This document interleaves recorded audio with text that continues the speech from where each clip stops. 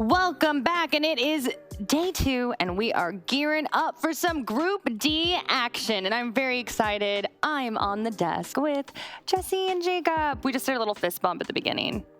Don't leave me hanging. Boom. Thank you. Jacob, fine, I'll get you 2. Thank you. Sorry, we have long arms. You said don't leave easy. you hanging, you almost left me hanging. I know, but then I got you. Also, Jesse, did you grow?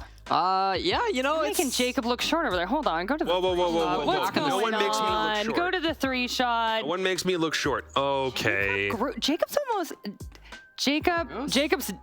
clearly the tallest today. Jesse's almost as tall as me right now. It's crazy. I'm gonna fix that. There we go. I ate my breakfast today, you know? It was the Wheaties, I see. Okay, well, let's talk about some matches, shall we? And we got a very fun face-up ahead. DarkZero versus FaZe, 2 storied programs. Jesse, how are you feeling about this one? This is always a fun one, Jackie. We've seen it a couple times before. It's their 4th invitational in a row facing off. DZ won all the way back in 2020. FaZe took the last 2. So we're trying to equalize the series if we're DarkZero fans. For FaZe, maybe make it even more of a dominant showing. 3-1 overall in 6 invitational records. So yeah, these 2 teams, bit of a different roster than what we've seen through the past 3 years, but you know, they're always happy to battle it out and settle the score.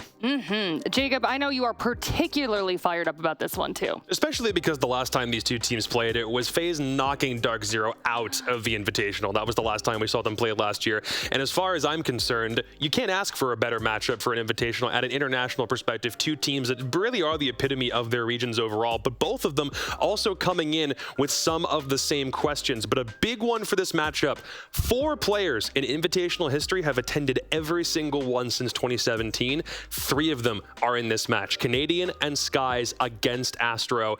It's a really big deal to see legends like this who have been at every single world championship since its inception get an opportunity to face off like this. If they were in the same group, we might not have seen this. We may not have had an opportunity to even see this in playoffs, depending on what the bracket looks like. So it's a really, really special matchup to see these guys in particular have an opportunity to face off. And if you remember, Skies and Bosco played back on Xbox in 2017, so they absolutely do qualify for this list, and they have just as comparable stats. Everyone's stat about like 63-65% cost. That's a really that's like historic as far as career stats go. Yes, some absolute legends playing, but I do want to zero in on DarkZero. I love saying that. I know. You can't help yourself. It's great. Jacob's just shaking his head. I know. I'm not punny. Anyways, let's begin with them. So Jacob, Heroic gave them a run for their money, but you know, as we saw, DarkZero has their war paint on, and I have said this many times, I would never want to be the enemies of Canadian or Skies. They get fired up on a different level. There are some people that really don't like the war paint thing because they think it's an American sports ideology. It's maybe kind of getting a little bit too deep into it. That, or you know, you're trying to channel Rambo maybe a bit, and you haven't actually proven it yourself. But that's just the mentality for DZ, in spite of there being somebody new coming into the fray, and a lot of questions surrounding what that incorporation will look like. It historically takes a while for a new guy to actually come into DarkZero and start winning. That was when Skies came on the roster initially with Eclipse, when they made changes before then, and now we've seen them win their very first series. It came against a Heroic that still has a myriad of things that they have to sort through, but just the fact that they won their first series is a good step in the right direction. I'm just not sure where they're actually going to come crashing down, and if it comes against a FaZe team that's historically pretty good. Yeah, okay, well, talking about FaZe, let's talk about the opponent a little bit more for DarkZero. FaZe lost to M80 yesterday. They did, Jackie. Yeah. It was maybe not the first showing that they wanted with Vitaking coming onto that roster, of course. Big move for them, taking Cameraman away from that team. He's been on the squad for so long, but they're bringing Vitaking, and it feels like a very similar FaZe Clan that we saw before. Unfortunately, that means their struggles were still there as well. They didn't have the greatest young shipping majors. They were trying to make a statement on their first day, say, hey, here's our new roster move. Look how good it is. They're going to need a second chance here, right? This is going to be them once again taking a stab at it, making sure that the rest of the players can be popping off. Cyber is one of those guys who didn't really have the greatest of games yesterday, but he does that, right? He's never been the most consistent player in the world. He's always been somebody who has his up games and his down games, so I'm not worried for him yet. We still got a long group stage to go, but certainly not the beginning that FaZe Clan wanted. Yeah, and Jesse touching on this a little bit, but Jacob, a lot of eyes on the rookies today, for sure. There's a lot of them that are playing just within Group C and D specifically, and 2 of them, again, facing off against one another. We can start with Gav, because everyone was wondering how somebody is going to come into a team with Skies and Canadian on it and find success. And he honestly did fantastic. 28 kills, playing mostly Dokkaebi Mute, so you can assume you're looking for roam clear to roam hunt. You're looking for somebody flexible, someone communicative, somebody young who has the gun skill and who's able to move around the map very fluidly. That's what he did, and he played great in his debut over the course of 3 maps. Vidaking didn't necessarily have the greatest debut, and that's where we will probably mostly be harboring some doubt. Obviously not coming into B, nearly the same level of player as Gav is expected to be, but when you come down to decision making and attempting to IGL a team that has a really storied history and a lot of personalities, and then to see in their very first game that it's not working as advertised, now a lot more things begin circulating and a lot more problems start bubbling to the surface. Dare I ask, who's the rookie frontrunner for y'all right now? Rookie frontrunner? Yeah, like one that you're just particularly keeping an eye on. I met Spiff in the makeup room. Absolutely lovely, yeah. I mean, our Cully upset BDS the other day. Truly. That's kind of hard to argue against for me. Yeah. Probably the best debut you could have had, let's be real. Even if it didn't come with a positive KD, that's an accomplishment and a half right there. Sure. Okay, well, our teams are almost ready to go. We're taking a live look at the play area right now. Oh, our map info is on the screen. Jacob, what are you thinking? I'm a little worried for Border being the pick of DarkZero, because they played it against Heroic yesterday. Again, a Heroic that still has a lot of things to sort through with Noodle and Sloth, and lost it yesterday. But I think a big reason for them picking it is because it's one of FaZe's most played maps over the course of last year. 5 wins, 2 losses. So DarkZero are banking on the aspect of all of that VOD footage existing and then using it against them when they themselves only have a 50% win rate with that map against Heroic included. And then we also take Bank, and I love the fact that we're trying this one out because it's the same but in reverse for FaZe Clan taking it against DZ with all of that footage existing. And it's also a map that FaZe Clan themselves have loved, not just historically, but in the context of 2022. So for those first 2, it's just a little bit weird to see Border come back after how it was played yesterday, but otherwise it should be a lot of fun. Okay, I'm gonna just roll into predictions. Jacob, I'm looking at you for some reason, so you gotta go first. You just really want me to talk more often than No, Jesse. I love Jesse. Don't say that. Jesse, I'm sorry. Look, initially the You problems just made eye contact first. I don't have to do anything. I'm happy. Oh, stop. the problems that we saw with FaZe Clan yesterday are the kind that I'm worried will not be fixable against a DZ team that already seems locked in with the new formula. So I'm taking DarkZero on principle. If something changes in this game, great. I'd love to be proven wrong because I love it when I say something and then another team comes out of the water and does the inverse of what I expect. So for right now, I'll take DarkZero. I know they had a rough game yesterday, but I'm gonna go FaZe. That map 3 on Oregon is an interesting decision going there over Sky, but I really do believe in this roster move. I've got to go for the guys on FaZe, even though it's a tough opponent. That's no disrespect to DarkZero, but I really believe in this team. I know they can have a good run at SI, so I'm gonna go FaZe Clan. Jacob, I think you're gonna eat. The L today. What? How? What? Why? You had an incorrect prediction yesterday. You said FaZe were going to beat M80, and you're still going back to the well? What's going on here? Well, Jacob, What is that? Huh? What did you just pull out? Oh, this? Can we come back on camera here really quick? I'm just a little confused. Can we come back on camera? I think everyone at home needs to see this. What are you doing? Strange. What is happening right now? Strange. Jacob, you keep talking about your prediction record, and I can't because see them. my prediction record. I just can't see them. You can't see who? Can't see who asked, Jacob. New day, FaZe Clan. No, you did not. We're coming back. You I did can not see make it. I me can see just it. Come to camera for that joke. Okay, I think our teams are ready to go here. And Fluke and Demo, take it away. I have to deal with these 2 right now. No words. Have fun.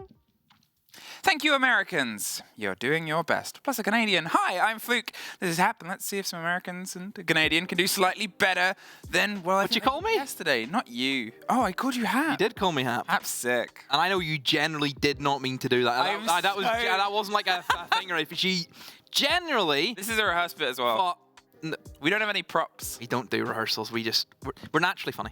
Yeah. It's a thing with me and you. Okay, as I was sort of alluding to, DarkZero did win yesterday. Yeah.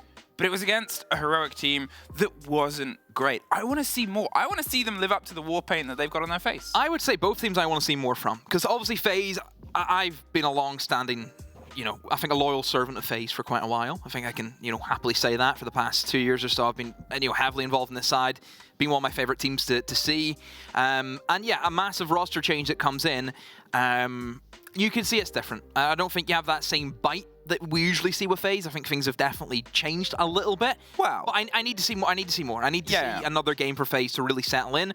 But yeah, DZ, again, I think they were very fortunate to walk away with that win because I think, honestly, it could have been a 2-0 to Heroic yesterday. And the thing is, we're saying this, they know this just as well. Yeah, they are 100% looking at that game the same way.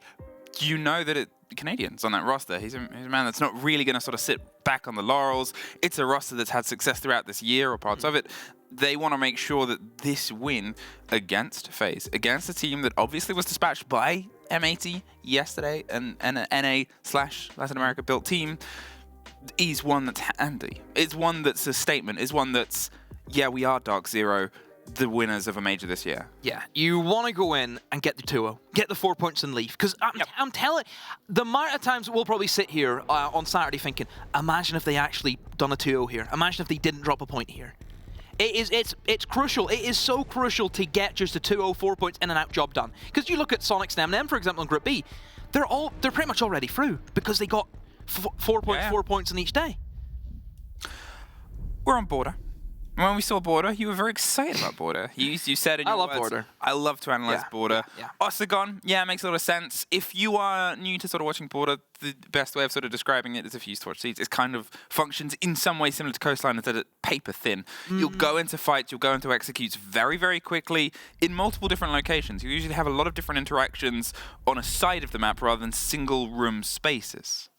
It's a lot more rush-focused, I feel, more than anything with Border. And it is very, very different to every other map we have in the pool. In the current pool, yeah. And I think that's why I like it so much, because it's just chaos. It is chaos.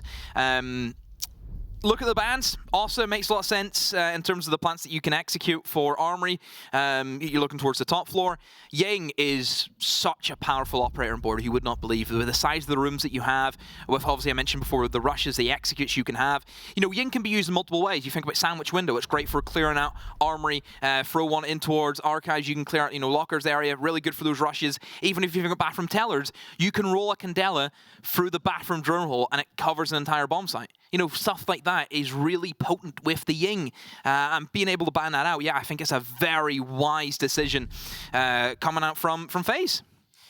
Opening up here with DarkZero leading on their defense, and Vent is actually where we're going to find ourselves to first. There was a couple of different sites they rotated through there, a bit of a discussion and see how they can play against it. A couple of points of curiosity that I really want to see play. One is in the pockets of Soulless and Canadian, because I just really enjoy seeing Soulless. She's been banned a little bit today. She was let through a lot yesterday and did a lot yesterday. The other is in the pockets of Pamba. This map, the synergy of hatches, the location that you can get in the 3 opposite corners and the one big sort of bottom southeast place, you can really cause havoc on a team's drone gain, on a team's intel, because they're really spread out. It's far and apart. Now, it's still Oryx. It's still one of those things where it's a risk, it's a noisy one, but if an Oryx player is feeling themselves, if an Oryx player is feeling the rhythm of the game, I mean, they can be devastated. Yeah, that T5 SMG is pretty good, isn't it? 1.5x as well on it. Oh, yeah. Also, I want to say that looking at the DarkZero lineup, it's aggressive to all accords. Yeah. No denial in terms of utility. No Jaegers there, no Wamais are there, so that's one thing you have to worry about. And I think it's a big risk considering that on Border you will find a lot more, I think, lenient attack strategies coming out from the attack in terms of very little hard breach. Which, oh wow, look at that. No hard breach at all. A lot of nades, flashbangs are there. Obviously, it's all well and good bringing the utility, but you still have to use it in the correct way. Same way that I said, sure, Siege is a shooter, you still have to hit your shots to, to win. The pressure starts pretty direct towards the site itself. You'll see a little bit of a swing round from Astro on the opposite side. Soul's going for the second story, the clear towards break. And this is what I sort of talk about of this map is if you're attacking one point, you'll very often still have to get attention, focus paid to the rest of it. There's no clean sweeps. There's no ignoring a corner or a portion of this map because there's not a huge amount to it. Small map. Yeah, the space isn't so malleable. You can't do these big stretches extended because if you do, well, you go 2 rooms and you're in an entirely different map itself. The pressure rolls up towards the top. Nobody is currently set in the corner of Armory, but Astro, he's going to see if he can try and find them out face to face. Yeah, you look at the kind of approach here that we're seeing from FaZe. They're looking to try and execute just into the bomb site. They have Astro lurking above. He misses the kill though on the man who's trying to hold the verticality. In comes the defuse from Bullet. Cyber does find NGR. Astro, he's not looking to go above. He's looking to try and play blow and try and assist his teammate, which is a good play considering the diffusers now went down. All the attention was focused on that. The run up to the top, the play on the plant inside. They sort of realized, well, nobody's in Armory and nobody's up there, so let's just put this down. Vidaking is able to get one on the back end of Kaveni. The new pickups finding each other pretty quickly either side. Canadian, he's going around with the swing, sees the first engagement, just gets the lock-in, takes a huge amount of damage there with the P90, and the rest of them are going to see if they can try and swing their way in. But with Sky's also pretty injured and Pamba trying to get a rotation, and FaZe kind of comfortable, happy, still with a grenade in pocket and 3 flashes if they really want to be problematic. Well, they don't need it. Sprayed right down the core of the site itself. The corridor gets broken up, the timer is gone, and the first round is FaZe's. Nobody's home. Knock, knock. The lights are on, but there's nobody home. We'd like to talk to you about this diffuser. Oh, no, well, we'll just leave it here in the corner. Yeah, DZ obviously extending towards the top floor. To allow a plant to go down whenever your whole idea is let's just hold above, that means they can't plant. And then for them to plant, something's went wrong. I would probably say that just the lack of information from DZ more than anything. Not as though it would have helped considering there's a Nook who's planting and you can't see her anyway. If there was a Valkyrie, if there was a Maestro, if there was an Echo, that doesn't matter. But still, no, there was no Armory presence. There was what Astro came in top metal. That was it. Whoever is holding above cannot be killed from someone coming top metal. The only way they're dying is if someone goes to sandwich window or someone goes in towards Armory, which nobody was. Weird, very sloppy from DZ to let something as simple as that slip. But then again, this is what I mean with FaZe. For the longest time, look, I have seen this team, whenever they see an opening, they take it. It's my kind of siege. That's why I've been, so attached to them. Because they see an opportunity and they strike with everything that they have, and usually it works. Yesterday it didn't, and that's the sort of problem that they're going to try. Way to shoot down the analogy. No, because it's good to notice. Obviously, we want to talk about these long-form players, the fantastic graphic that was provided before, and they talked about it on the desk, Jacob, as well, was highlighting the fact that we have some of those players in this game that have been around forever, that have been on the boards more than anyone else. But we also have new players, and there's going to be a huge amount of pressure on Vidaking, on Kaveni to sort of perform. With FaZe sort of losing yesterday, you look at who's blowing, and it's Cyber, it's Bullet, it's Astro, it's these guns that you need, as you said, to pop off confidently. And look at this, Cyber, once again, instantly trying to find himself close towards this engagement, looking over from the top of the rafters. You can see quick swaps on Intel, and Pamba has a little bit of motion in the ocean, but Canadian's the first to suffer a scrape and decides to rotate around underneath. The E1D will pop off. Nobody has been caught on the other side of it, and for now, FaZe, they're just sort of shepherding, forcing the players further back on the Armory site, the more traditional first hold. Again, FaZe, this is just the part of the map where they're probing, they're looking for the weaknesses. Once they find it, DZ, they're going to have to move really quick to try and fill those holes and try and realize that, hey, we're a little bit weak in this side. That's a good pickback. That's the line. That's kind of the drive, the sixth gear in FaZe's gearbox, where they can just pop it and they can just blitz into the site. Pamba able to get the rotation back up the center metal stairs as well and find himself towards the site. It's a big bit of motion there that FaZe weren't quite able to sort of cut off at the pass. Kaveni still tucked, holding himself in just in the corner of Fountain. There's the rotation, there's a little bit of safety, but otherwise he's kind of cornered here. You assume once that's through FaZe's guns, the second isn't going to find the same success. The pressure comes round. They obviously do have the flashes, they have one more grenade, they might try and get the bounce. The C4 leads as the drone leads the player. There's a bit of a watch coming through, and Pamba he's able to find his second holding the angle, and this is what we talk about with those hatches. They can be so mobile in the hands of a confident player. He's jumped up the hatch as well. Back into Armory now, so he's always on the move, always making FaZe think twice. A nice long angle shot from Bullet. Gav, is there a need for a peek? Almost loses, and he will lose himself out. No need to peek, gives himself up, gives the game away, and FaZe are happy enough to get the man advantage back in their favor. 3 versus 2, essentially, because there ain't no way Gav's getting picked up today. NJR now holding onto the metal stairs. A missed drone. He slips on past, but he doesn't see the head of Astro. And Bullet and Astro get that final sweep up. FaZe, a little bit more resistance and resilience there, especially from, as I said, the Oryx that I really want to see come into their own throughout this map. But 2 rounds in FaZe's favor now. You have to come back to Gav. Is there a need for the swing? Does he need to go for that? It looks as if FaZe didn't really have an idea that he was in Fountain. You know, they were more focused on the player inside of Archives. If you're going for the swing, at least know it's going to be a guaranteed kill. You know, you're just swinging, oh, let's see if anyone's there. It's an annoyance, and I think it kind of highlights that you cannot give FaZe anything. You make one mistake, FaZe will punish you. That is the caliber of this team. People forget, a year ago, these guys were major champs. Yep. You have to give the respect to that team. They're, you know, they've been so consistent for so many years playing at the top level for a reason.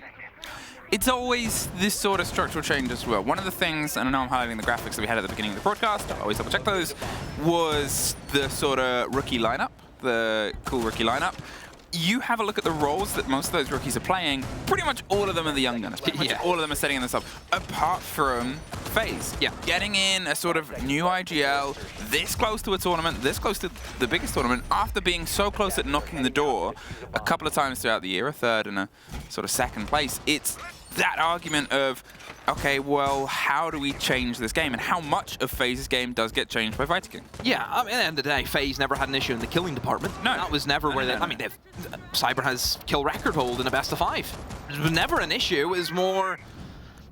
It was more just them lacking enough in the tank. And it takes confidence. It takes confidence to make a change like that when you're so close to success, something that BDS struggled with for a very long time, Cyclops as well. They didn't have a change for 3 years, and FaZe sort of having the rough start and going, well, we need to see what else we can do here. Well, what else can they do? The pressure comes close towards the players tucked on the windows. They've been able to get themselves a little bit more safety, and well, the fight is scrappy, and Gav's going to pull away this time, catch the drone on the way back round, but Break Door has a player flashing over the top. The quick pressure, he leans into the engagement. Pamba's there for some shoulder support, takes the fight out the door, cannot find the second. Cyber just does enough to pick them back up, turns it into a 1-for-1 trade. Pick though, flashbangs off the board from the Habana. Obviously, Habana in its own is gone, so any hard breach, that's going to be neutralized. But for FaZe, I suppose it's an okay trade. You've taken out Pamba, who at the moment is one of 2 players who only has kills. Well, Cyber is going to keep that pressure going at this point. Puts us into the 4 versus 3. They have the man advantage, and now they have one more. Cyber takes Canadian, the slow creep and the push and the pressure across the top here. Instead of focusing on the site directly as they did the previous time round, they're going for the top floor. Control, grab the players, assume they're going to be watching this more fervently, and take the fight to them. The drone catches the side of Skies. He's just going to get himself back with a little bit more solid around him before he finds himself on the wrong end of a swinging FaZe barrel. But with all the time that they have, FaZe are comfortable. They're more than happy to sort of drone it out, see if they can piece things together. They've got a couple of them stacked up on the side of Armory itself. They can try and swing that if they want, or they could do this, rotate their way underneath and try and force the player. FaZe have done well with just controlling the game. You know, the aggression, apart from Pamba here or there, hasn't really taken them by surprise. I think they've been very ready for what DZ has thrown at them. I think DZ might just need to rein it back in a little bit more. I'd like to see them probably hunker down with a little bit more, you know, survivability. I'd like to see Castle in the mix for Border. I think it's, if Zami's banned, Border's your kind of go-to, or Castle's your go-to and Border next after that. There's a rotate coming around above the site itself. We've got Cyber holding onto it. If he wins out this engagement, and he does, suddenly they've lost their top-down support with 30 seconds, and NJR has everything to do here, holding off. Gets the first engagement. They pick up the kit and stop going for the plant itself. The C4 doesn't quite make its passage towards the promised land, and so not much of a surprise, a timeout has been requested by DarkZero. It's too easy for FaZe at the moment. There's no real weight behind the punches of DZ. I look at it. They're not shooting back, really, are they? It's a tough start, and it's one of the sort of things. Obviously, as we said, Pamba, he's come in guns blazing, but so has Cyber, so has Bullet, and so are these names that weren't quite there yesterday. The fact that the 2 of them ended the series -13, -12 yesterday, and now you have those 2 going, yeah, that's not happening again. It's almost the mental reset that this time out and this series needs to happen to DarkZero. Yeah. Well, I always think the measure of a great team is, after a loss, how you bounce back. Yep. You know, being able to get yourself back on track again. I think BDS is going to be a good example later on to see how that works out for them against Auction. But again, for FaZe, they probably didn't expect to have such a tough game against MA. I think FaZe were massive favourites going into that game. And, you know, for FaZe, for a team who wants to be challenging for the Hammer, third place last year. Don't forget about that. This still the core roster was able to get third. They're the highest rated team from Last Aside that's here. Obviously, the two finalists couldn't quite make it. FaZe are... It's almost like they've got the superfluous hammer. They've got the little invisible hammer that they're like, yeah, we'll look after this for now. But there's never been a true doubt of FaZe ability. If they're on the board for a major, they've been high in people's regards. They've been high in people's esteem.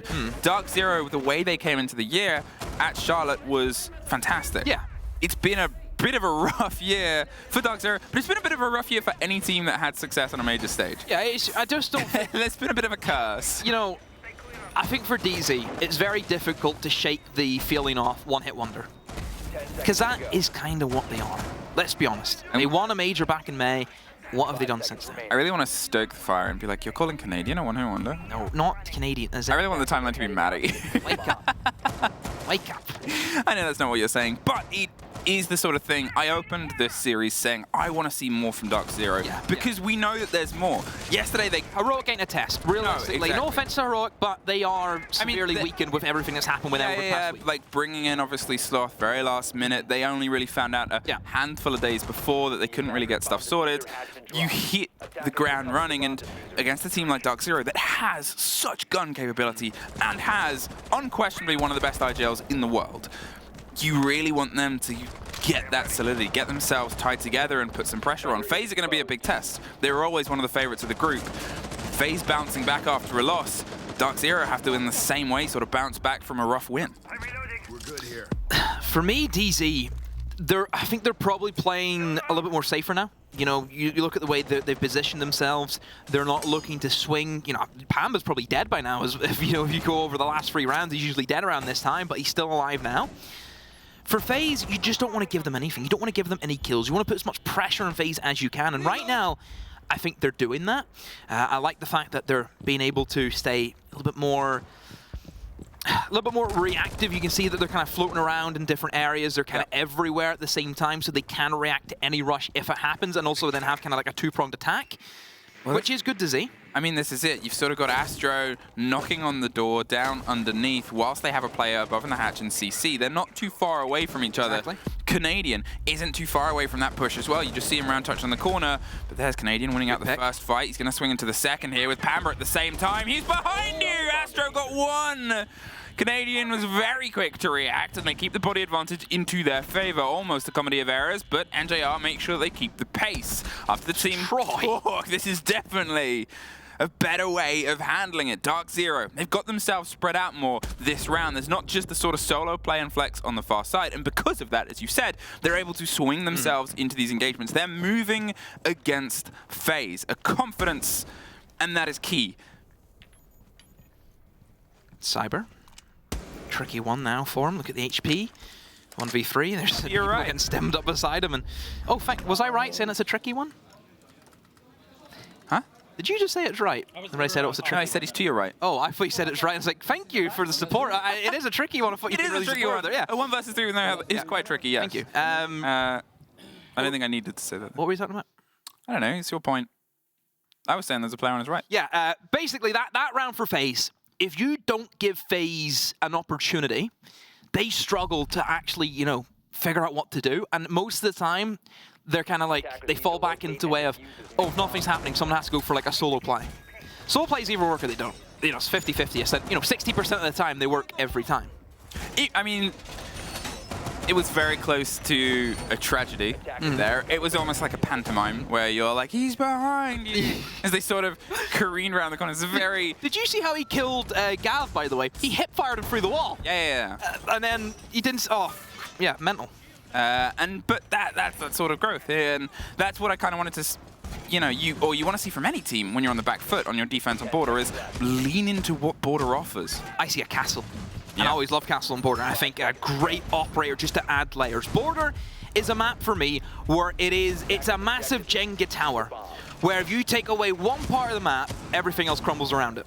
And I think Castle just reinforces that up. I think it gives you more of a fallback. It kind of gives you a second stone wall to get in behind. Especially represented by the bans. Azami and Ossa play into that sort of same mindset as well. Azami ban Castle's always going to come out. Yeah, exactly. That sort of trade-off there is they can fill similar roles. Here's something maybe a little bit more pacey. Detention is opened up quite quick. They're looking over the top.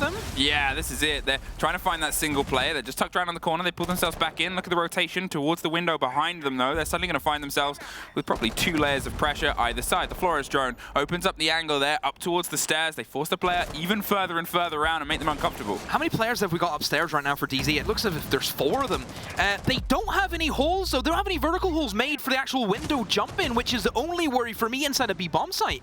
There's nothing there. That's it. Now with that angle open on the bottom of the stairs, they give themselves a little bit more room. You can see they very quickly gone, yeah, I'm under a huge amount of pressure here. NJR pulls himself further and further back. There's the ping on the player. They're going to see if they can try and thread this grenade. There's the E1D to make sure they don't move. Oh, he missed it, hit the cabinet. Oh yeah, just didn't get the catch. That one is sort of baiting the play. They're expecting a fight. You can see FaZe has rotated their way up top to see if they can limit the players holding off. Jumped in the window. Yeah, Gaveni has it on the far end. They're inside the window. Everybody is blind, including our observer right now. But here's Vidaking going for the plant as NJR does get caught out finally inside the site. There is so much noise. And Gaveni's making his own, but it's a post-plant situation. Takes the drop on the hatch. Quite a risky move, but you can see FaZe quickly picks up everything and heads their way away. They still have some pressure, some presence either side. One out on the breach. And they're still there. Viking's able to find out the trade. Souls gets Canadian on the back end. Skies slips his way inside the site, gets the drone that's keeping a bit of an eye on the watch as Pamba gets caught out. And there's one more. FaZe went back to square one, round one, and said, let's get the site down. DZ, missing out on such a basic thing. I mentioned it before, there's no vertical holes above the window. And I feel like a broken record. If you give FaZe just a weakness in your defense, they will expose that to the highest degree.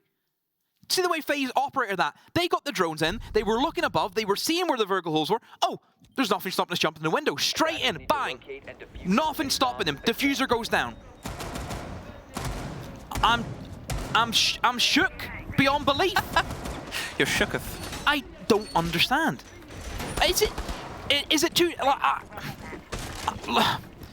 It's that sort of my head. It's that sort of play and positioning. As you said, the one angle, but you also have to give credit to FaZe to reading. Well, yeah, it's not just the of course.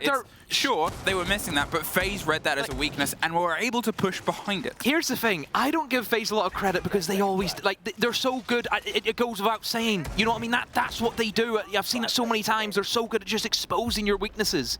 I know it may seem a little bit. Oh, I'm not giving FaZe credit. Trust me, I love this team. You're like glass half full. I'm glass. Oh no, you're glass half. I'm a perfectionist. You're glass empty. I'm like, oh, this juice is really nice. All right, DarkZero, one more round here. See if you can try and get something else on your defense, your map pick as well. And FaZe, ever the happy to rotate ideas. We now have a Monty in the pockets of Astro. Where is he? Where's the Monty? There he is. Oh, it's an east stairs take. It's going to be a plant behind the Monty or a deep push Monty. Going to be difficult, though, to try and actually go for the Archives plant, considering there's no Ying. Ying is a big operator for this. You know, you look at Army, you look at Archives, very small rooms. One Candela is going to get everyone inside of it. So, in terms of, you know, this actual play, it could be difficult. Maybe they're going to go against that. They're actually going to try and take in towards Office, almost use the Monty as the kind of human drone this time around, so not necessarily used for the plant advantage that you get. It's about the information game. Gav's got himself in a slightly different angle this time on Fountain, and NJR has the hatch if things get a little bit too spicy, and spice seems to be what FaZe want to serve up right now. A lot of pressure that's coming through the Impact EMP just to make sure that they can get this wall open. It's a dangerous place. Great. That will force the hatch drop now, and they've been able to take some control here. Slight difference to the hold on to Fountain as well, as Gav's not going to stick it either. He drops out of there before he gets caught out. That's brilliant from FaZe. Using the Habana pellets to open up the single wall and sandwich, and using the Monty to block any potential impact trick. That's a great little technique. Well, they've been able to get some quick work of it, but Bullet gets caught out as well. They lose the sledgehammer, they lose the grenades as well. And there's a shark in the water. Please tell me, okay, I was like, please tell me he saw that. He's fine. There was a second, there was a moment where you're like, oh, have they seen it? They've at least been able to catch one here. Canadian had the eyes and had the idea to take it. NJR has rotated himself back into sight. Important, because at the very beginning of this, there was really only one player there on Skies in the back end, and now, as the breach comes through, they just keep offering themselves as a buffer. They sort of keep saying, we're here now, you got to get us. Okay, he's rotated underneath, they can still cause some damage. You got to get us from underneath. They have the impact, they have a C4. They can do some work from there. That's it. It's not going to happen as long as there's a Solus below. I mean, that's it. They're not planting. Exactly when the kit is going down. Obviously, they can plant concrete, which you cannot shoot through, which is the only thing you would have to worry about if you're DZ. But then again, it's an easy pre-fire for anyone else who's still remaining inside the site. In comes Astro. He will move towards concrete. He is on the Monty. He could go for the turtle plant behind. Just depends if there's going to be cover. This is a lot of pressure on DZ. I think FaZe are set up to go for what we expect to see. Look at that long rotate from Cyber. He's going all the way around the other side of the map, and now in comes the plant. Here's the plant, 15 seconds. They're going to try and swing and put the pressure on Canadian. He's opened an angle. The C4 is a second too late. Cyber gets one, goes down underneath. NJR gets the trade, but suddenly it's a post-plant situation. The C4 was a split second too late, and Vidaking is just on time. Takes care of Gav from the long range on the back of the ballast here, as Pamba's going to see if he can try and rotate and pull the players out of position. They are watching. Oh, they're making the statement they're watching as well. NJR in the meantime goes down. Pamba gets 1.5, forces them into a tricky situation. The fight goes Skies' way. His first and second body when he needed it the most. And what a breath of fresh air DarkZero can breathe. The second round based on the back of a clutch, and some players starting to sharpen. Look at the reaction from DZ. Do they have an idea what they've just done? And it's just, yeah. Because they want to do it better. I mean, at the end of the day, plant should not be getting down. Yep. That's what they're thinking. Should never be getting down in that scenario. There needs to be a lot quicker reaction time there. I don't know what he's doing on shielding. In what universe he gives himself up like that as a Monty is beyond me. Pamba was the real savior. Being able to win that engagement on East Stairs, that puts the pressure onto the Habana, can no longer hold that long angle. This is what I mentioned about Jenga inside a border. One piece gets removed, the whole thing goes kaput. There was about 14 seconds left on the diffuser time as well. If the Monty had just sat on the kit, they would have won. Don't know why he's on shielding. I don't get it. But we are sitting in this position of omnipotence where we get everything. There might have been a different call. I mean, he knew he was in an engagement. There's no two ways about that. But still, maybe they were concerned about some other factor. Either way, it leads to the same result. I have to also, remember I mentioned I seen Cyber go for a long rotate. I'm trying to think, why has he done that? Because if I'm Cyber and I know the diffuser being planted on concrete, I'm straight up the bus. I'm straight on that vent's window. I don't know what the long rotate idea is. Did I remember there was a bus on this map for a second? I thought that was just like a phrase. No, straight up the bus. You know the bus. Yeah, I'm straight up the bus. Yeah. Look at this, Cyber. He's trying to find a fight outside with the P90 from range, but they are not quite there. Yes, it's a statement and an idea, and that's... Why'd you say yet like that? Yeah, yet. Doing the X Factor, it's time to see what happens. Souls playing the bottom of the east stairs. They have that castled off. The swing round onto the balcony. I mean, it's... What do you think about that? Right, so this setup we see a few times. You'll see this extension for the armory. You will see teams create the break room rotate. You will see them open up that single wall, and then you have the castle barricade to stop the long corridor kind of swinging, so it stops anyone going over towards the catwalk. This has kind of been a general thing that we're seeing now. This is kind of where the meta's taking us. But yeah, to see that doorway actually castle's a bit surprised, because generally teams would like to keep that just soft, so the defenders can actually use that to challenge onto like potentially an archives rush. Astro, he's tempted by that window, and if you missed it there was another castle door that's sort of cut off. There it is, just in the corner. That one's been popped open, so it means Souls isn't as safe with the back door as possible, and he definitely isn't. Gav, underneath, gets the take from the slight slip in, and can now rotate away. A pretty clean removal of the player there. A minute 30 gone is obviously the big trade-off. 2 Valcams below, which is an interesting point as well to think about. So I think FaZe have an idea that DZ, they're a team that like to go below. They like to utilize maybe a buck, utilize the nades. DZ, for me, their lineup doesn't scream that. Severe lack of nades has to be said from DZ. They're almost bringing the budget Ying. They've got the 9 flashbangs in pocket. Vidaking holding the angle, leans into the fight with NJR. There's some pressure that might come down from above, but as he said, no nades, so it's only really drones and intel that can really be fed, and at some point you're going to have to take the rotate and see if you can get down there yourself. A Flores drone even is actually what Canadian's sending down to force the player. It's a very scrappy engagement. Pamba's in the window behind him, though. Viking will get picked up by the swing round at the Skeleton Key, and now he's going to see if he can lean into the engagement. No! C4, bullet over the top. Make sure that the game was one that was not entirely won by DarkZero. Not a single body was left unfazed. You can still see the Flores drones trying to catch out Astro, but at this point, it's so much time that's still just being forced. Look at Souls, look at Viking. No cams to be used, no Valkyrie cameras up for them. You would see them flicking through it, so nothing of use in terms of the information game for FaZe. DZ, on the other hand, I'm sure they're going to have a couple of flank drones placed there, but I would be really surprised if any of FaZe want to leave the bomb site and look for the flank. Cyber, though, in a good position, holding top metal. Canadian not aware of that. Maybe it looks as if he was thinking someone was in customs of all places. I mean, with 20 seconds left, you got to try and drive yourself back in, regardless of the intel that you think you've got. The pre-fire on the angle. They know that they're in a statement piece. They've pulled themselves round to the side of the site. They're tucked in the corner. The Valkyrie just gets caught out. They thought he was low. He went high. And FaZe, they went out their first defense 5-2. Yeah, good defense there from FaZe, really running down the clock. DZ, I think losing that opening pick kind of hindered them a little bit. It slowed the round down quite a bit. And then I think that C4, it was great C4, has to be said, from FaZe, being able to pick up that refrag onto Pamba, that one right there. And yeah, from there, not much that we really seen from DZ. There wasn't much of a bite there to really play together. You know, I think they were very separated, weren't they, at stage? You've seen Canadian downstairs, dies, no refrag. Sky's in, pushes 90, dies, no refrag. It's the sort of trade of things. And, you know, it's border. It can still play itself well to attackers. We've seen that on the other half. There's still a game ahead of DarkZero here to be played. There was good takes, good coordination. They were able to piece together some of these removals of players, but as you said, FaZe, they just had that little bit extra on the trade, and will DZ try and implement something maybe a little bit stricter and sharper? Question for you, probably a bit of an impromptu time to, I suppose, start a podcast. You know, okay. What did you think of DZ coming in this competition? Like, realistically?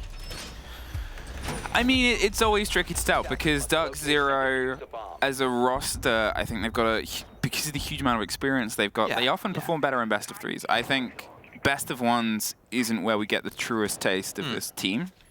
They like to, or liked to at least, grow into series.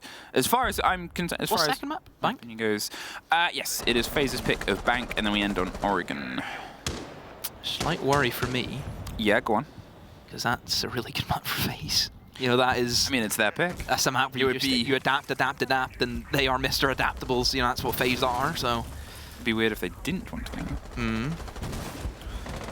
Oh, dire straits for DZ. I mean, it's even strange DZ going to border considering that they lost Heroic on this map. Yeah, I think that's sort of the question mark there, is they think they can sort of learn from their mistakes. Learn it and improve it. And that's always the game of it. If you double down on a map, it's, okay, prove us But then why. at that point then, do you actually think Heroic and FaZe are similar teams? Because I don't. I think it's impossible to gauge a team with stand-ins this late as to any other team. And apart from other teams with stand-ins, maybe. Okay. Podcast over. Back to the round, a minute 45. Love a good podcast, me. Lower engagement pace this time round. DarkZero, they're weighing things up. We can see some destruction done on the opposite end over the top of Office Wall. I think that might have been on Fountain Wall. Even the pressure's coming its way via break. They want to see if they can try and wrest control of the second story first. But fair enough, that's very often how this leans through there. Utilizing the IQ very well. Obviously, the Commando with an extended barrel is one of those guns that can two-hit a 3-speed body shot at the minute. So it's in a very good spot and potentially good hands here.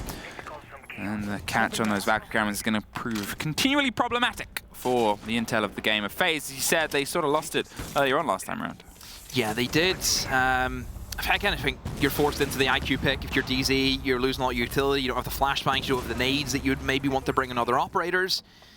So just, yeah, Valkyrie forces you into that playstyle, which can be a little bit annoying just in terms of, oh, we need more burn. Oh, we need to be able to clear somebody out of this position. Causes a few hiccups. FaZe, I think they're doing a really good job at not dying, which is a very important thing, I think, for borders. Just don't give up. Don't let yourself be picked off as easily as what you can. At least if you're going down, take someone with you. And that's exactly what we've seen Souls do. 30 seconds, and they've finally been able to wrest control of the second story, with Astro and Vidaking offering irons down towards the site itself. Skies is slowly creeping the kit just close in and buries it right behind the chassis. A great move, and suddenly you need the other players to start moving their way back in. Canadians offering the cover. They get rid of Astro. Vidaking is just around the corner, but goes for the fight with Canadian on the window, wins it out. Skies, though, crouching down on the site itself. They're able to just eke the kill with NJR getting one on the back. It's NJR that doubles them down and gets the round. Brilliant work from Skies. And good information, has to be said, from DZ, being able to probably realize, hey, if we just jump in sight, they are not really in a good position to stop us from doing so. They had hatch control, they had someone outside the window. NGR, massive, being able to hit a kind of backstab area, being able to take the attention away from Skies as he goes for that jump in. FaZe, somebody put a shot on him, but it wasn't enough. And once that diffuser goes down, it's panic station from FaZe. Yep. You could see, I mean, they still had themselves quite far away from the site and the kit itself. It was well read by DarkZero. As you said, they saw an opportunity and they made sure they could take it. Skies just beelining straight for the one place of safety. But that's what I love to see from supports. Yeah. You know, I love to see that, being able to just say, I have to do this. If I die, I die. But if it works, I win my team the round. An important cover coming through from Canadian. Yeah.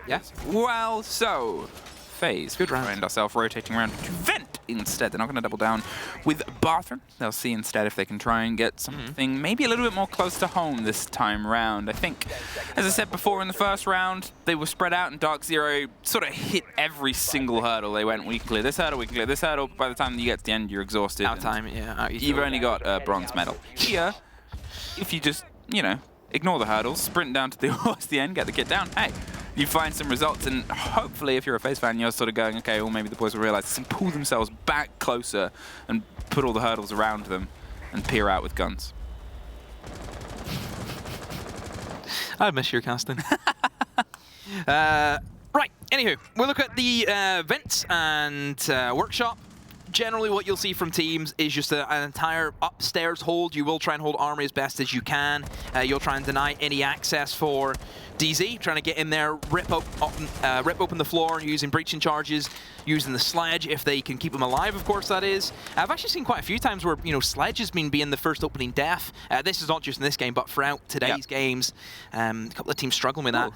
It's nice from IQ being able to spot out knowing there's a guy in customs, because obviously not only can Sola see people on their gadget, IQ can also see the defenders in theirs. So it's a bit like, what's that meme? It's like that meme where like you, I forget. I'll come. It's alright. You'll come back. I'll come back. What might come back towards DarkZero right now is the 4 C4s that are currently in the pockets of FaZe. Whatever they want to do here, it's a little bit hands off. They're hoping the vertical control will start to potentially fall into DarkZero's. They've got the Valkyrie cams to get ready for the pings. The IQ should find those and make things a little bit less easy. There it is, and it's very important that Gav's doing it from a pre-play safe C4? I think it distance. is. Yeah, this is it. The IQ is really coming into their own right now. They've got it ready on the door. They're going to see if they can try and pop that off on the approach, but they're just not risking it. DarkZero have read the game. They have the perfect operator to try and counter this, and let's see if they get at least one from their fishing. Nade being cooked, being fired straight at Souls, and it does push him out into Pamba's crossfire. Astro, he's going to be really the only man inside of the site to try and hold it down. NJR actually a bit of a tussle. He gets shot from the vertical that's actually been opened up by himself, I believe. He has a Valkyrie camera there pinging it out, and it will actually be shot now. Good spot from NGR. So again, the information is going to be lacking. I think one Valkyrie camera remaining. You can see Souls on a Valkyrie camera at least. So we know there's something still available for FaZe that they can play against DZ with. I mean, they put a lot of weight in the idea of their C4 strategy, and now with 30 seconds and not really finding any success on the back of it, they've got to see if they can try and scrape the rest with the hefty guns, waiting for just to drift into an angle. The pings on the players, they're vaguely above us, but to be fair, DarkZero aren't really hiding that. What they need to try and do, though, is see if they can shepherd the players to a pocket of safety, exactly, for Skies to slip his way in and try and get that kit planted once again. He's going to get himself a rotate down towards the main door. There is a player so close round onto that fight, and if he goes uncontested and the kit goes cold, that'll be devastating. The grenade goes through, there's the swing! Cyber and Bullet are able to get one apiece with the kit so far away, and Canadian down upstairs. Cyber pops off with the Solus, and FaZe put themselves onto map point. Wow, now that was special. That was special. I have to give credit to the Observer. Sino, brilliant catch in all of that. It was like a montage reel. Just the POV all the way through. Wow. That was great. Cyber showing his caliber. We mentioned before, one thing that FaZe didn't need to pick up in terms of a rookie was the fragging potential. Oh, no. You still have these boys doing it week in, week out. Oh, incredible stuff. DZ at the time, I think the Valkyrie slowed them down so much. Yeah. DZ were really worried about losing out on a C4 kill. They tried to play it safe, which you mentioned before, which is good, but playing it safe, it means you're probably not going as fast. I mean, that's the thing, is what you kind of, if you saw how FaZe lost the round before, the change that needed to be made was, okay, let's put ourselves back in. Time is a factor for DarkZero, and it's a problem that almost sort of changed one of those rounds. It's a problem that came together. Even the push that was, let's beeline towards the site with like 9 players still alive, was in the final 20 seconds, was in the final 15 seconds. There was obviously work done in the round before that, but still, time is the 6th player for the defenders. It is something you can put pressure on, and the best teams will find ways to adapt themselves and against their opponents to put the pressure onto it. Will they do the same here? Slightly different hold. No castle this time around. They don't quite have the big backline bastion at the top of these stairs. Instead, they're going to put themselves somewhere else. Another change? No, we still have no frag grenades on the opposite side. Yeah, probably is what they're missing realistically, isn't it? There's a couple of positions. 9 flashes, though. You think a fountain, even the sandwich wall. You know, all positions that you can get naded out from quite easily. No real interest in it from DZ, which is a bit of a shame, but like I mentioned before, they're headlocked into the IQ pick. Yep. They can't do much about that. You always think maybe you should have banned the Valk. If Valk's on the board for Border, you just kind of have to play IQ. It's kind of like how Consulate used to function, where if Valk's on the board, you have to have a response for that Valkyrie. It's not the case of like, you know, IQ in terms of the gadget is bad. It's just he doesn't have like flashes or nades, which is a real big killer. Breach and charge and claymores ain't gonna cut it. Slightly better gun now, though. Because you have that on like the supports, like Ace has all that. So why do you need someone else? Deploying nitro cell. IQ nades, let's go. Not again. Let's go. Astro. Dancing around, and CC as the eyes are capped across. DarkZero are able to get themselves in, putting pressure on the east stairs and the southern balcony about 20 seconds quicker than they did when there was castles and otherwise, but there is now this player playing similar position just above the hatch. They have the Midas to buy them some time, but Souls, they suffer the scrapes. In fact, the hatch isn't even open, so at this point they're playing their life, and can they drift away? Surely they don't get out of this. Surely they don't get one out of this as well. They tuck themselves in closer and closer to the fight. The last time they took this player, it was some pressure from the opposite side. Souls is really baiting the engagement. He's able to rotate his way all the way around to the other side of the triple wall, and there's the catch. Wow. Pamba. He won that. And leads in, gets a very important take, and now they've got to see if they can try and push that 20 seconds back. FaZe. Again, just that player in sandwich is it's not a nice position to play. Let me tell you that much. You're sentenced there. You are sentenced. Yeah. But again, DZ were in the same position last time. They were able to clear out sandwich, but it was the follow-up. It was the follow-through. Being able to get the diffuser down was where they struggled. Oh, Bullet took a risk. Got the wing and the clip of a player. Sees the drone touching onto the corner and pulls themselves back, removes some of the intel against them. There's a bit of the burn. With how many flashes they have, it's kind of a shame that Midas did just catch the last Selma there from the pockets of NGR, but at least they still have some hard breach swing with Skies. Oh no! And Gav as the head of Fighter King. That shield's so important as well, because DZ can't really play against that. They don't have any nades, they don't have anything to destroy the shield. And then we've just seen them give themselves up. Well, now they're inside the site. Cyber's able to find Canadian there on the AC window. Astro going for the rotate. Bullets trying to watch over the top. They're going to see if they can stick the plant. And look at this super aggressive swing, but the first is Bullets. Skies, he's holding down, hoping the cover comes from NJR. There's the first. Astro's going to double itself as well, but it's a post-plant situation. They're stacked. There's a player stuck in the corner. There's no really where to go, and now a 2 versus 2. But look at the damage done already to Pamba and NJR. They are playing with wisps, and the first goes against them. Astro, he's looking for the second scrape on the final player. Bullet, he's over the top. Pamba gets a huge kill. The flashes come through, buys themselves a second, 20 seconds, and exactly that. The man has the glass if he wants to pop them on, but he's got to play this perfectly. Bullet, he's pretty broken up as well. He's just pre-firing, but Pamba, he's tucked himself in as a player of DarkZero has really driven this round through. There's the throw in, there's another flash, there's the play in the glasses. He's flashed himself. He's going to see if he can hold it at this point. He has no other option. Pamba takes the round. Woo! Massive! Massive from Pamba! Dude, the Solus actually fucking dropped and landed on my phone. Beep! Oh, what do you say? What a round. That is Border in a nutshell.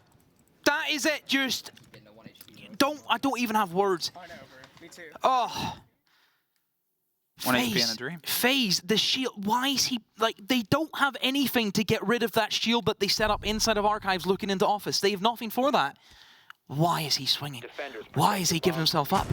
But all credit DZ, as soon as that kill comes in, they're straight on the ball. Yep. They know it's clear. Get in there, get the diffuser down. And it's similar to what we've seen from DZ whenever they attack this customs, or not the customs, the bathroom tellers the last time. They see no weakness, and they're straight in with the diffuse. Immediately in.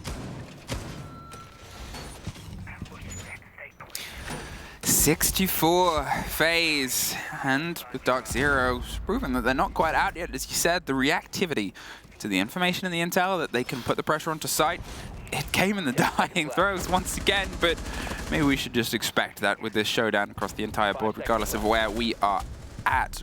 FaZe, they almost eked it back into their favor. They just missed out on getting that plant. A handful of seconds, maybe even less than that, and it could have been a very different story, but it's the story we have. 2 rounds separate DZ here from OT. They got the castle in again. Again, I think for FaZe, it's all about the map control, isn't it? That's what they love to do. It is a very strange setup considering the bomb site bathroom tellers. I can't remember last time I seen teams try and hold like armory and like, you know, security for a custom, for a bathroom teller's hold. You know, generally it's you kind of extend in towards vents, you extend in towards customs. You generally leave the top floor alone unless you're looking for like a suicide hold in towards office. But this full extension towards security and armory is a big shock for me. They're trying to hold pretty much the entire map. Let's see if FaZe can try and, I guess, do a slight difference here to how things went before when they were going for the full map hold, and DarkZero saw an opportunity and took it pretty wholeheartedly. Is anybody in the site right now? The answer's no.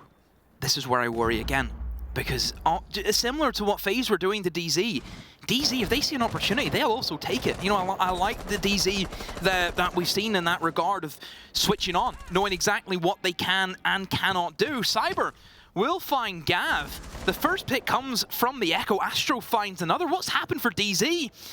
Looks to be very separated in their approaches, and there's no refrags, there's no follow back, or follow through, should I say, for DZ. Oh, Pamba takes the opportunity, and Viking is caught sleeping. They now not only have nobody on the site, but, well, they're steadily removing the players around it as well. The fight over the top. FaZe, how are you going to get yourself back into a position where all of the control has kind of already been wrested away from you? The Echo's on the board, sure, but it takes more than just an Echo drone to be able to stop a plant. They fully quad reinforced the entirety of bathroom wall. I can't remember the last time I've seen a team do this.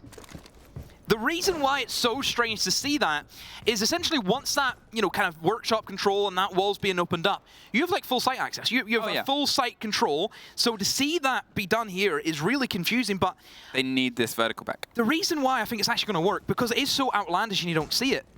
Are DZ going to be expecting it? Capcan, Astro, they've crept their way out via break, and Pam was able to find Cyber in the meantime, so it's down to Bullet and Astro to see if they can push this game over the edge and take us into our second map. Their positions are being pinged out. There's a catch on Astro. They pre-fire the fight, but look, 27 seconds, drops their way down, looks deathly for the engagement. They're trying to find it and lead in, but also find their way back into the site. It is just one player left, and on the verticality, an important gunfight, it goes their way. They now know where they are. They can probably get themselves planted on the opposite end. Sky's going for the same place. It's the right time, the right place, and the right location. The drop C4 comes through. The C4 over the top, blinded, doesn't quite get the catch. And we find ourselves in a post-plant 2 versus 1. Bullet.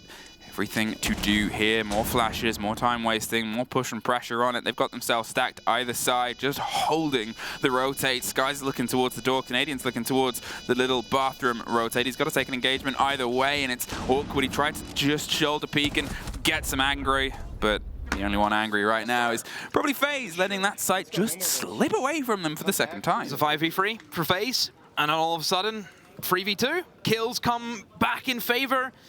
Obviously, of DZ, I think it was 3 versus 1, wasn't it? At a stage.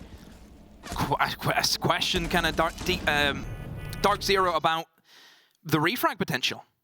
And FaZe done very similar.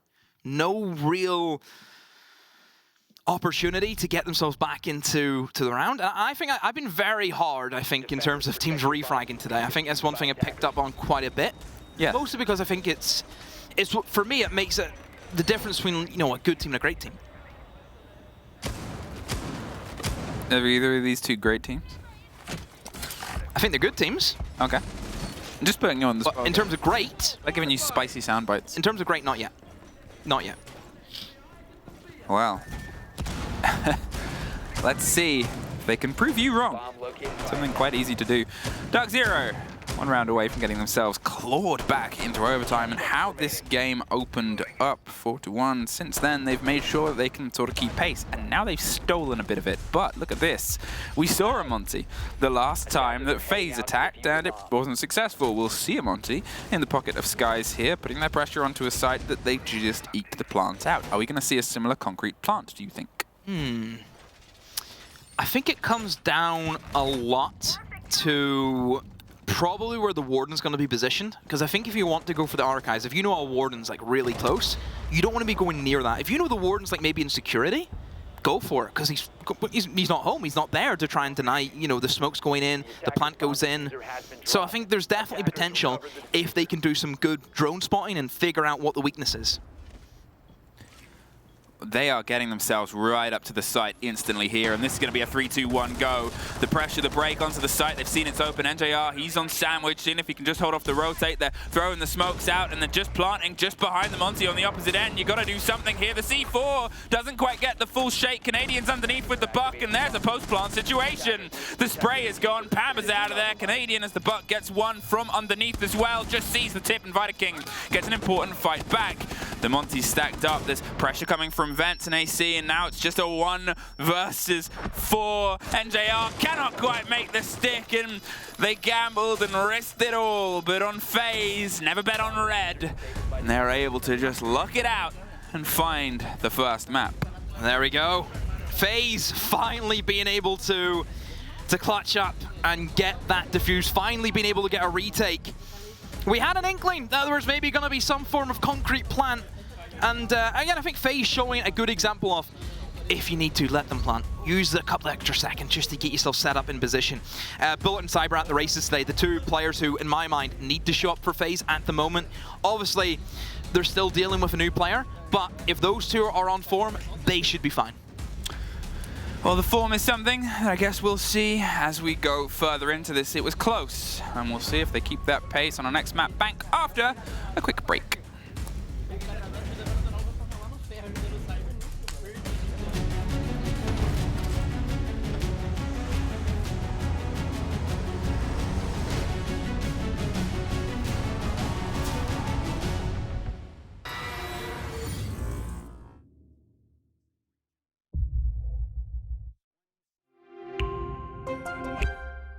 I'm Nicholas Morton, but you know me as Pingu. I'm a two-time Rainbow Six Siege World Champion and former top Rainbow Six Siege player in Pro League.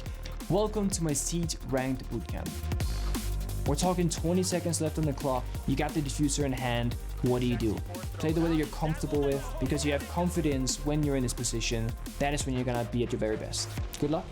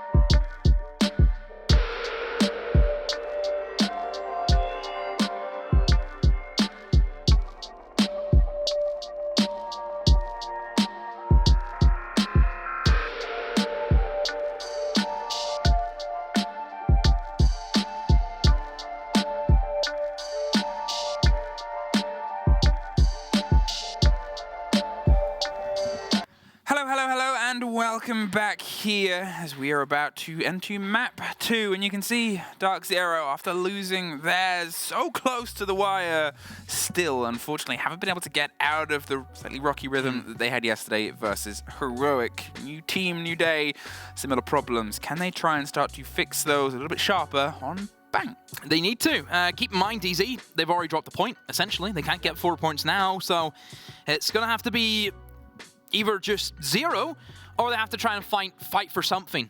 I think DZ, probably the board, I don't agree with it. I think picking that after what happened against Heroic probably wasn't the smartest move. I think there's probably other maps that they could have went with. Also considering that, you know, you're up against Bank next. If you don't win that border, there's a big possibility of you know, a 2-0 happening to you. And I think that's where we're at. I'm going to find it very difficult to, well, for me to convince myself that DZ are going to beat FaZe on Bank. Great map for FaZe. It's always the thing about a lot of Siege, but for my money, this game more than a lot of other games is if these two teams, double replay, but to be honest, this clutch was kind of worth it. I love that one. If these two teams play to their full capability, it could be one of the best series of the whole tournament. Yeah. There's no two ways about it. Some good moments on border, some really good moments. Yeah, exactly. You see those little flickers of this is two world-class teams, this is two major winning teams. You see moments of brilliance, I've been impressed. Exactly.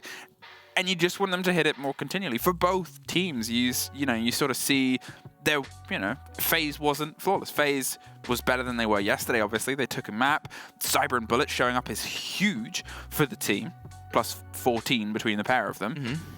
It's just an entirely different FaZe there. But you know, with Pamba, with the digging in, Skies coming into a little bit of action, especially when getting the kit down and the commanding nature of Canadian getting himself propped up. Those little moments, and you're like, yes, this is the game of CJ1. Yeah, it is tricky though for DZ considering who's showing up for FaZe. You know, Cyber plus Bullet. That's a lot for any team to go up against. We know what those two can do. We've just seen what those two can do. Bullets went 14 and 5. You know, like that's it's crazy. 2 players getting sort of 14 kills. That's always the thing about this roster, is there's not many rosters in the world where you're terrified of 2 fraggers. 28 kills between them. Yeah, exactly. And there's not, you know, a huge amount. You've got obviously BDS recently with Efak and Shaiko. You've always had Nesk and Palu. You've got these sort of pairings around the world. Cyber and Bullet is one of those. And Cyber and Bullet is one of those ones where you go, you don't want to meet them on a map on their day. There's Pamba, and of course, speaking of Cyber, I thought Pamba had a good map there, but I think other people just need to try and step up. I think Gav was very quiet, very, very quiet. Similar to what he was yesterday. Yeah, but that's the thing. The first map Gav yesterday was quiet. The third map he got an ace in like the second round. Yeah. There's a bit of growth always to be had, and it's the first major tournament. The first tier 1 tournament. I get that, but it's the biggest. I know, but him playing slow, it's costed his team a map here. It's costed his team a point. That's the way I have to look at it. I understand that it's new. I understand that it's rookie, but this is the big leagues. I'm a realist. You know I'm a realist. Yeah, you can say that. If you've been thrown into this pond and you've been thrown into SI, you need to step up. I don't care if you're a rookie. You're here for a reason. Show me why you're here. Sure, but it's never the fault of one that things fall apart. No, of course not. Of course not. But I want to see more. I want to see more from the guy. I hope people forget. I want nothing but the best for these people. Yeah. That's all. I want to be able to come in and see just brilliance every single time. You love players. Yeah. It's just players don't like you. Say that. I mean, That's weird that that's like the second time that's came up today already. Oh, really? Milos did something like that as well today. Milos did? And he's the nicest of all of us. No, Milos isn't the nicest. Wow. No. Well, we can talk about it later. I don't know what the behind the scenes is. How dare you? Get well soon up along the bottom. Maybe that's written by the players. I'll just let that. That was a cool fade. We find ourselves, and you can see the players sitting up. It's gaming time. Let's get gaming into Bank. And you said there probably won't be a multi-ban, but there will be a lot of multiplay. Yeah. Correct. Will we see a removal against the Intel game? The Falcon IQ was consistent. I think Valk needs to go. Yeah. 100% Valk needs to go. There's the Nook. Bank. Makes a lot of sense. Big map. A lot of cameras. Default cameras especially. Nook can be deadly. You think about Garage, for example. You know how many times we see Nook X-Garage flanks happening. It's a dangerous one. Oh, Jackal. We've been ranked. A Jackal ban? Come in with a cav. Come in with a Jackal cav.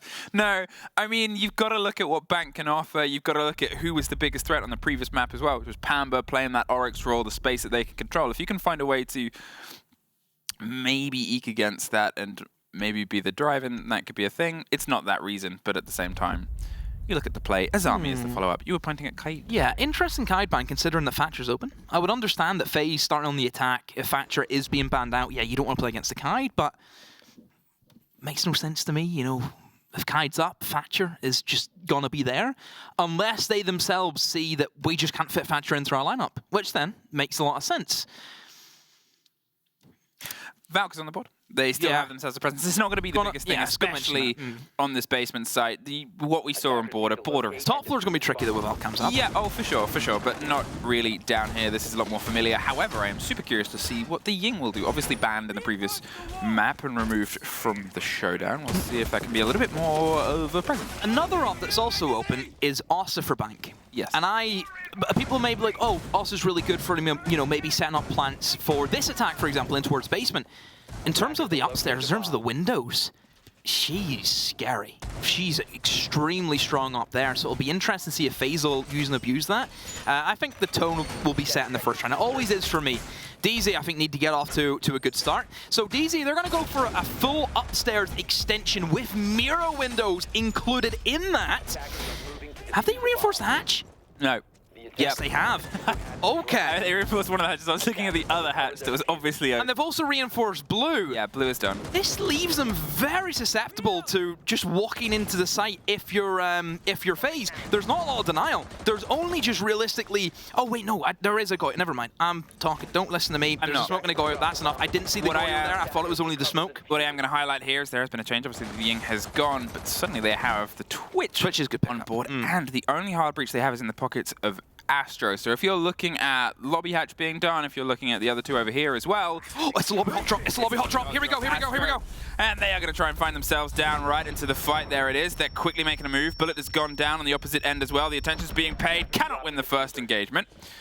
And as the calls come through, Sky is a very important opener. There's pressure above, though, and Cyber finds one. Gav gets the response. Bullet, they're stuck up and waiting to see if they can get the angle. With that mirror window popped open as well, it becomes a lot more dangerous. They rotate away from gold. They're not going to take the fight intently from there. They're also watching from the hatch above as well. So it's very dangerous. Without any pressure on that player above that hatch, they should be free to just keep that locked in and attempt a miss. Yeah, crucial kill by Skies. You know, if a rush happens, the first kill is so important. So Skies being able to hold his nerve and win that engagement has just stopped FaZe in terms of what they wanted to do.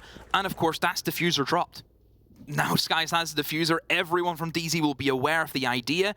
Now they know that FaZe, eventually they will need to try and fight in through vault because you have to get the diffuser. You just can't now skip that. You know, you've almost baited in the fall back in the site. Then you can go for your general push of moving in towards server. You can't do that now because you have to go and get the diffuser. You've also not got your hard breach. At this point, if you're looking at the dedication of utility above, well, that mirror window is going to be safe from the side of it. You've got to try and force a fight from either the Beeper's door, where it looks like they want to try and stack themselves up, or the opposite end. There's you play for kills now, don't you? Slow creep, exactly. They have no real option. Does Bullet know the hatch above him is open? That's the big risk. They're going to see if they can maybe try and draw a single kill, but DarkZero is handing them nothing. A prox pops off. That's the fight on the far end of Beepers, I believe. Skies is just sitting pretty on the kit. If we go to the second story, we might find ourselves about to have an engagement. There it is. The pressure comes round. They're smoking out the swing round. Pamba's still going to hold on for as long as possible. They have a little bit of a stretch and a reach, but instead of trying to take the fight, they just try and push down green. But what else can they do? Apparently not much at this point. No, it's just I think DZ are happy enough to sit tight with one another and get those refrags whenever they happen. And yeah, I think FaZe, this has just been a very long round. I think you can imagine what's coming to follow through with this is Sky's in a great position. There's a great swing onto the double window. Barely misses out, but it doesn't matter as Gav instead will pick up that kill. Bullet, last man up, and yeah, slaughtered. DZ, like I said, Sky's, I have to give him credit. Such an important position, being able to react to that rush. You knew it was coming from FaZe from a mile off. Whenever you see the setup from DZ, and immediately we see 4 changes from the attack, you know that they probably see a weakness and think, hey, if they're doing all of that over there, let's just ignore that. But you have to win your kills if you're going for the rush. You have to. All right. Good start here, DarkZero. Take the first round, get themselves a bit of a statement. Can they try and make it a longer phrase? They go to open next. And they sort of jumped around a couple of different sites there, and they're going to see what can be pieced together. Hey, remember I talked about how much I enjoy Oryx? This is another map where I really enjoy Oryx. I've seen some huge Oryx plays on this position. In the pockets of Skies this time, the man of the moment of the previous round, and a couple of moments in the first as well. We've seen retakes over the top of this, which is what they're trying to formulate here, that have defined an entire thing. Most teams, if they cannot get through the quad wall onto the main kitchen area and serve up some pain there, instead they'll try and tuck the plant at the back end of the stock hatch. However, if the verticality is retaken by Skies via one of the hatches inside the site, or a long rotate around the back, or the hatch inside the elevator, there's a couple of options for them to move and just cause problems. Yeah. And nothing that's really too outrageous from DZ in terms of the whole. I think it's fairly run-of-the-mill, fairly standard and what you would expect to see.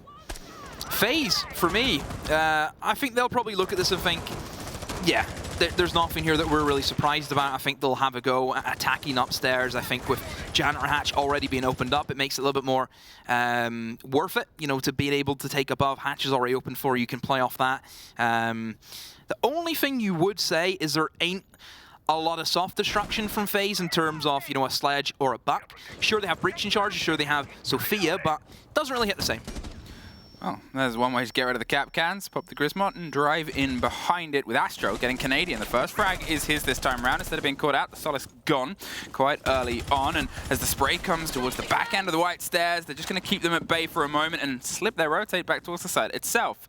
The direct line right through the core in the middle of this building. There's often a rotate that pops itself just between the archives and the core of the site, and that's what NGR is keeping a watch on too. There's still the rotate, there's still, as I said, the guys on the far end, there's still the vertical hold, but FaZe have a moment here in an open body. Yeah, FaZe being able to take early control of what they wanted, which is Tellers, and Tellers sets you up for, I would say, a good opportunity to take quad wall, because the main issue with quad wall, if you're trying to play from, you go above, then you rotate down towards Skylight, you open up quad wall. The main issue is, if you don't have Tellers and Archives, you can just get shot. You can't really open up the wall. If you try and firm it, you could get shot. Selmas could get just shot off in general. So the fact that they've taken the mid floor is a bit of a strange one, but it makes sense if you're going for the quad wall. It makes it a lot easier.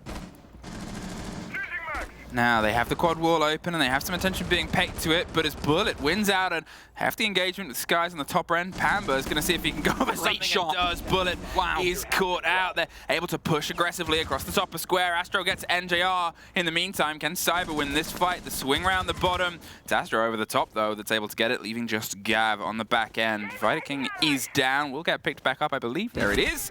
And well, not for very long. Souls gets the final one and FaZe get one back. Yeah, it kind of happened just in a flurry. All of a sudden, the kills came out of nowhere. I would say DZ, they've made the call of, okay, let's try and retake it. Let's try and retake what they've taken from us, which is going to be that Skylight. I think Pamba kind of led the charge, but you just don't win the engagements. FaZe were on it, FaZe were ready to go. DZ just caught in the mud.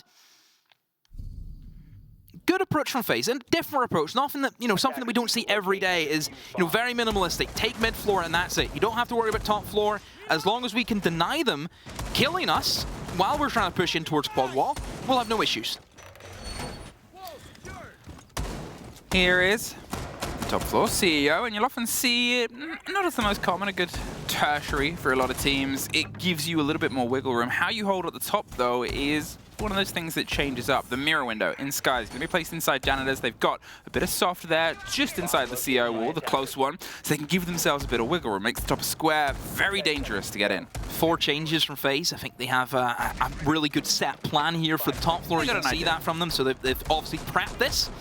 No Osa, which is a surprise for me. I think Osa is a great operator for the top floor. You can place them on the windows of CEO, and you just sit behind them, use that, like a mirror window, of course, that we see in the game, and you just have that advantage against your opponents. DZ haven't really went for, a crazy lineup where we'd see, Castle sometimes in towards the top floor, which is kind of like the sub for Azami being banned out. The importance here, the 2 stories of control underneath Skies. If I talk about the importance of that mirror window, that's the thing they've got to protect the most. Viking and the Candelas are going to head up towards the little alleyway window here and see if they can try and put some pressures across the bow of B. You'll sometimes see this become a bit of a back and forth, but it's also a nice place to try and just lead and shepherd. Canadian, he's getting the pings, the ideas, sees that there's a lion far away on the roof and is just trying to catch out any drones that might have otherwise some intel. Can play with the impact underneath, can see if he can try and catch anybody that enters onto square as well, but this is going to be straight in through the windows. Blinds are prepped. Are they ready? Yeah, look at the Monty as well, being able to lead charge in towards Banana. In comes Via. Is he going to do anything with the Candelas? Astro actually whips at the pistol. Pamba, though, will find that. Ying, NGR jumps over. That's going to be the Monty on shield from the Monty. NGR is toying with him and wins it against Astro. How's he pulled that off? I have no idea. Of course, can just stim himself up. He's on 1 HP, but that's all you need if you're a Dark. Souls just slips by the back end of one as Bullet gets some revenge. Pamba still in control of Janitors here and is watching and waiting for the player to push their way up the top of the white stairs, but nothing has come as of yet. So plays the back end of the shield and hopes the Hibana drifts once again a little bit too cautiously. 3 versus 3. The kit finds itself a little bit isolated around on the edge of Banana. There's a drop round on the back end. NJR is doing his best to try and keep himself alive and healthy. He wants to try and swing this fight before it comes all the way up the top, but it's the window. Locked out. NJR caught out by Cyber, and with a minute, Pamba, what are you planning? Because if it's a jump out, it's a huge risk. No, just a hold, a wait, and a hope and a bated breath they can try and find this player. There's the swing round. Pamba gets a very important take. He gets himself back into the site, almost gets the next. over the top of the long desk, but it's Souls. They know the last player. They have a big awareness now. There it is for Souls. And they almost held on, but FaZe just took business to CEO. Yeah, they had a plan, they had an idea. Monty pushing in from lobby up Spiral is... I don't really know what you can do to stop it unless you bring the entire kitchen sink. You have to bring Goyo canisters, Legion, bring in the smoke. DZ had none of that, so you were never stopping the Monty push up Spiral. Monty on Banana is so difficult, not because you think, oh, how do you stop, how do you kill it? The amount of information you can get from just sitting in those windows and being able to see all of the bomb sites is second to none. And that works really well to relay that information to players on the windows. It means that the players on the windows, they're not swinging blind. They actually have information. They know that they can pre-fire. It helps the Ying, of course, get in. Monty can see there's nobody there. Get in as quick as you can. The Monty with the info on Banana, it's so crucial to that take. Yep. All right, well, it was a crucial bite back, though, and it did come to a scrappy game. It came to something where DarkZero almost took it. There was a couple of slip-ups, obviously not quite knowing where each other's was. The Iana was able to get one out of it and then instantly dropped back in. Great movement from both players, both teams, to see if they can try and lead in towards the firefight itself. We see, once again, the same extension here over the top, and we see a different approach here from the guns against them. FaZe, they have some hard breach, they have some range with them, they have the Candelas. A lot of Lion today from FaZe. Yeah, good control, good control. I think it's a signature, it just gives them a little explosive power push, you know, hit the NOS, and then away they go. It's a 3-2-1 that's built into the game. Yeah, which is perfect for FaZe. You know, I think they were real, you know, entrepreneurs of the kind of siege that we have at the moment. I think very early adopters of the you have to adapt, you have to do this, you have to be ready for anything. Will they be ready for, there's the stretch over the top. Canadian not quite able to get a true bite into this game as of yet. Yeah, he's struggling to try, isn't he? Valcames will get some of the intel, but there's always still time for growth. Heavy hitting DMR, echoes over the top, and DarkZero, I mean, this is kind of how they want their hold to be attacked. Yeah, FaZe, I think, going very by the book, sweeping, going in towards the top floor. Nobody's home, as we know, for DZ. They're more focused on holding that mid floor as best as they can, so FaZe not trying to pull any tricks, to say. The only worry you would have is you look at the position of Gav, he's pretty safe. He can drop down the hatch at any moment. Pam, on the other hand, he's stuck. He's either getting kills or he's dying. He's not leaving that kitchen. Playing against the mirror window, he might have the player at the top of blue can swing up and get rid of some of the hard breach that tries and pops it open, but otherwise they're also in danger. So it is an extension with some support, but it's not a very sturdy line of support. So how much time can they play and wait out? Those Valcams getting the intel, the grab and the approach, the pressure's finding its way across the board. Gav's just watching for the hatch drop, but it's Pamba that suffers first. Gets a bit banged up by some sprays through the soften against them. There's the Lion. The roar echoes across the board. Gav goes for a bit of a shaky swing. The blinds come through on the back end. There's Vida hopping in. Doesn't get the kill. Skies with a C4 as well. Up through the hatch. He's looking for the fight through the mirror window, doing everything he can as the pressure comes from Beeper's door. It's going to come behind him. He's still playing his life and he loses it, but still. He's done really well. Getting that 1-for-1 in that position. Like I said, he's not escaping. He's dying there. But to take someone down with you, that's what it's all about. Well, Vida King is gone. No more Candelas. Cyber they've lost as well. So those Valcams that were proving a little bit problematic before, still there, are going to continue to prove problematic. You can see Pamba's on at least one of them as the pressure comes around once again towards the bottom of green. Gav, he's going to swing himself to it. The blinds come out over the hatch, a bit of control that they just did not have last time around. And it's not going to say it punished them, but FaZe really had nothing on this. They've pulled themselves back in. DarkZero, they're now tucked inside Garage. They've got a crossfire. Smoking fire. Exactly, with all of those magical glasses, is able to keep a watch on the drop on the hatch as it's about to come through because, well, what else can you do? There's the pop, there's the catch, there's the flash, there's a man turning on his glasses and, oh, not quite getting the kill, actually. They're able to slip their way through. They're one of two left. They're going to see if they can get one more fight. It's the mirror window that pops up, and instead of going for the plant, the time just goes out. Yeah, I think we kind of seen that from a mile off, didn't we, with FaZe? If you're going for the sweep and you're looking to approach that offsite hold from DZ, you cannot be losing players, especially two. It's all right getting, you know, a 1-for-1 trade, which will happen for Pamba, but you're in a 3v4 then. You've lost your real kind of driving force with the Ying. Ying's off the board, so there's nothing that's really worrying DZ in terms of utility. Then we see all the smokes and we see the Goyo canisters. If you're not quick to sweep that mid floor, don't do it. because you don't have enough time. If you're slow, which FaZe were, that happens. I feel as though if you're trying to attack that hold for DZ, you go straight server. They reinforce the hatch. The hatch is the biggest issue in terms of the mid-floor hold. That's generally what we see. DZ don't do that. I FaZe clocked that the hatch is, reinforced. Well, it may be now because obviously they were in mid-floor, but the first round they had no idea about that. Can DarkZero do it on a site that isn't the basement? That's the test now. Obviously, they've taken both their rounds on the same site, and they'll see if they can try and extend. It's not entirely been pushed aside, but still, out of the 3 rounds, this has been the one that FaZe seems to have the best control on attacking open. Yeah, pretty easy for FaZe, wasn't it? Not a huge amount in terms of player count inside the site as of this moment. Still doing the setup across the top, as we talked about the importance of that second story, and it was well watched by FaZe last time round. Will there be a little bit more pushback? No mirror this time, which I don't think they did have the last time. Vigil comes into play from Canadian. I wonder what he's going to get up to on that operator. It's one that we don't see all too often, especially whenever, Solus is available. If you want to deal with the drones, don't be invisible to them, just go shoot them.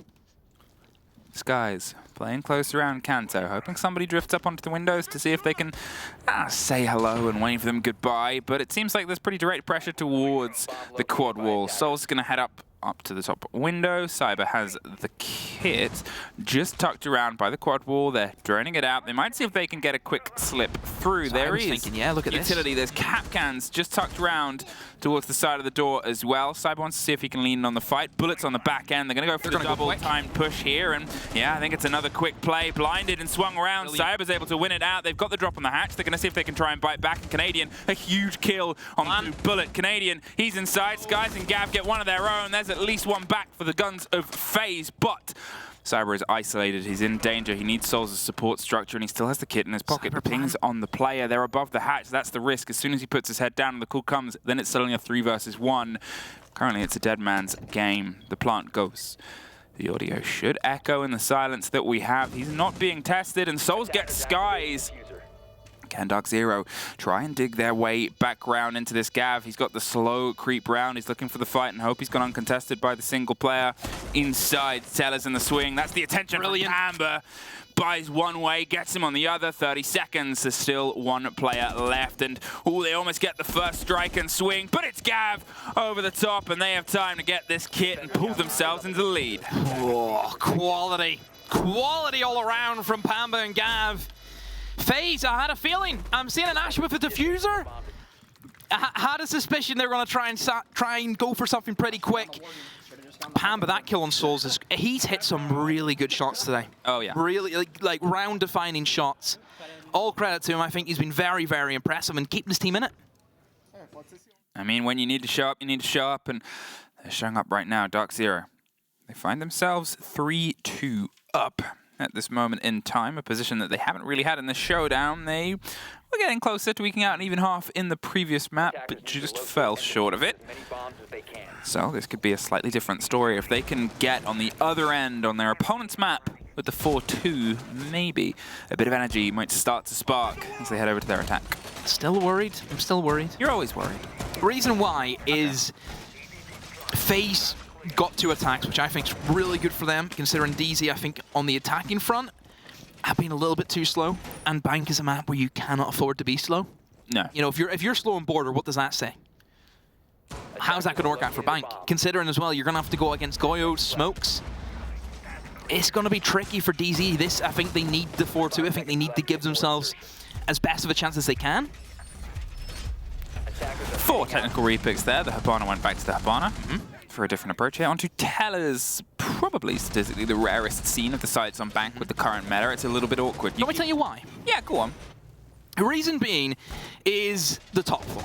Every inch of those bomb sites is destructible from above, and that's never a good thing to have. There's nowhere safe that you can sit, and it's not one of those sites where, okay, sure, you can open up a lot of the flooring, but there isn't really any good places you can actually fall back into apart from open area. You can't fall into Skylight because there's windows and a massive skylight. You can't fall in the lobby because all the windows over there. The only place you can go is open area. That doesn't give you a lot of room. You're telling me you can only defend 2 rooms from 1 room? makes no sense. That's why it's very, very weak. If you look in the flip side, open area, you can fall back into kitchen. It's not destructible from above. You can fall into archives and tellers. That gives you a way out. That has the extra room. This doesn't. Where do you go? Let's see if DarkZero can be the answer to that. They have a couple of players stacked up and ready for the fight on a long desk. The Valkyrie cam gets caught out, but there's a Solus around the corner. It's the other side of a soft, and as the scan comes through, you can see Pamba's on one end. That drone will just catch Canadian, but Pamba's the first fight they find, and Cyber is able to win it out there. Just expected the engagement, and Canadian, he's not going to sit around and see what happens next. Takes the double drop. But look what this means now for FaZe. They've got a full min and a half to do all the destructibility. Cyber's still alive. They haven't lost anyone. It's very clean from FaZe. And now you'll start to see the issues with this bomb site. There's nowhere to sit, Fluke. There's nowhere safe now for DZ. All they can do is sit on main stairs, so a one-for-one angle where you don't really have any crossfires on a staircase, and open area, which can easily be avoided if you just go from lobby side. And JR tried to risk the fight up to the top, but Cyber just had the angle to only see the man's head and take that right off. Another body falls with a minute on there, as he said, and you can hear the cacophony of the buck getting angles open, forcing play, forcing movement, and giving themselves rotates as well so they can be a little bit more malleable. For DZ, I think that you just have to try and retake. You have to try and rotate above. Yeah. But FaZe are not going to let that slip. You look where Bullet is right now, just in a random corner. That's the best way to hold the flank, where you never expect him to be. Well, it's about to be to his right-hand side. Is it blocked by the gun? No, just sees the head. Cannot get the revenge, though. Canadian is able to get one back, but very quickly taken by the players watching above. Skies was the next to be swept up, and we have an even half. 3 apiece, and, well, heading into their defense, DarkZero, they've got a lot to attack here. I mean, either way, the top floor didn't work out for them. We know that. Obviously, they've tried their hand at the bomb site that it just doesn't work. It's a tricky one. I think we kind of knew that for DZ was the basement was really strong, but everywhere else was a little bit lackluster in many ways. So it's an even half, but DZ now have to go for the attacks. FaZe, look at the lineup. It's quintessential of what we expect to see on basement. Mira, Goyo, Smoke, Warden. Everything that you want to see is here for FaZe. Maybe an Echo's probably the only one I would say that I like to bring. I think Echo's really good pick for the basement. Good operator also just to hold garage as well. I say that because that's my position in this stuff. Oh, okay. So that's what I do. Yeah. I'm on Echo Patrol. Lead by example. But, I mean, it's still a good lineup. You have plenty of denial. Let's see if DarkZero can try and break the slow mold that they unfortunately shaped on border here. They need to apply a little bit more pace if they want to try and hit the boards running. They were able to eke out a couple of rounds in their attack, but with barely any time either time. Interesting Goyo canister placement. For Elevator, you expect DZ to go Elevator? I think FaZe probably knows something we don't. I think FaZe have probably leaned into something there and perhaps maybe expecting that DZ might try something a little bit more different. Look at that. The softs to make breaches awkward and pass through. Where they get turned into hards, they still have 3 in pocket. The hatches being popped open as well. Give Astro the rotate back. They have some semblance of control. No nades. Again, remember they had this issue in border. They're going to struggle big time to clear right positions.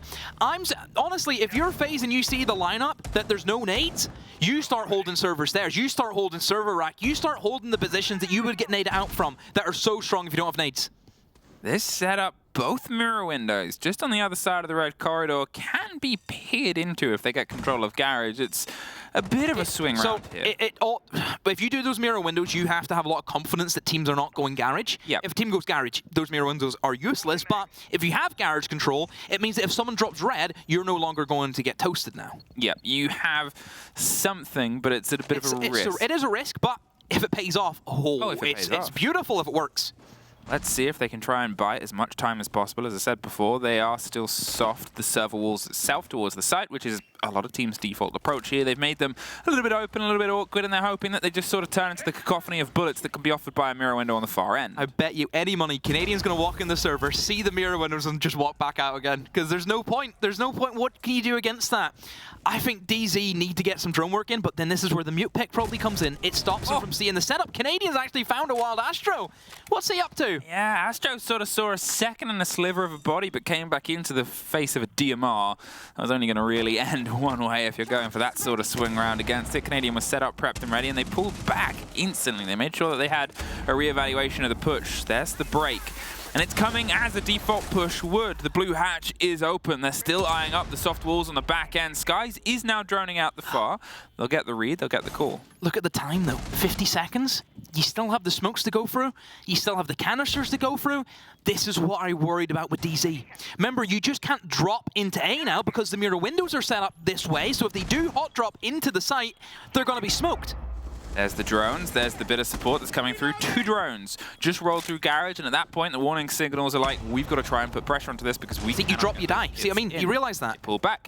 They rotate lobby all now. the way to the far end of lobby, but it is being watched. Genius. See a couple of players. You can see a couple of bits of position here. There's also a player above elevator as well. You said, are they going to be using that? What do they know? Well, they know enough. Apparently, the smokes come through. The man is able to turn on his glasses. The pressure goes for an attempt at a plant, but 11 seconds. They have to move now, and Pamba gets caught out. There's Cyber getting one. There's Gaveni and Cyber getting one back apiece. They're inside the site. They've got the kit. Now they're going to see if they can try and hold F. They went around the back end, and that gives them this rotate, a very important angle to watch. They miss it out, though, and Cyber is able to pull that one back. Good adaptation from DarkZero, a better one from FaZe. FaZe had their number every step of the way. Remember I just mentioned, just randomly, maybe they know something they don't.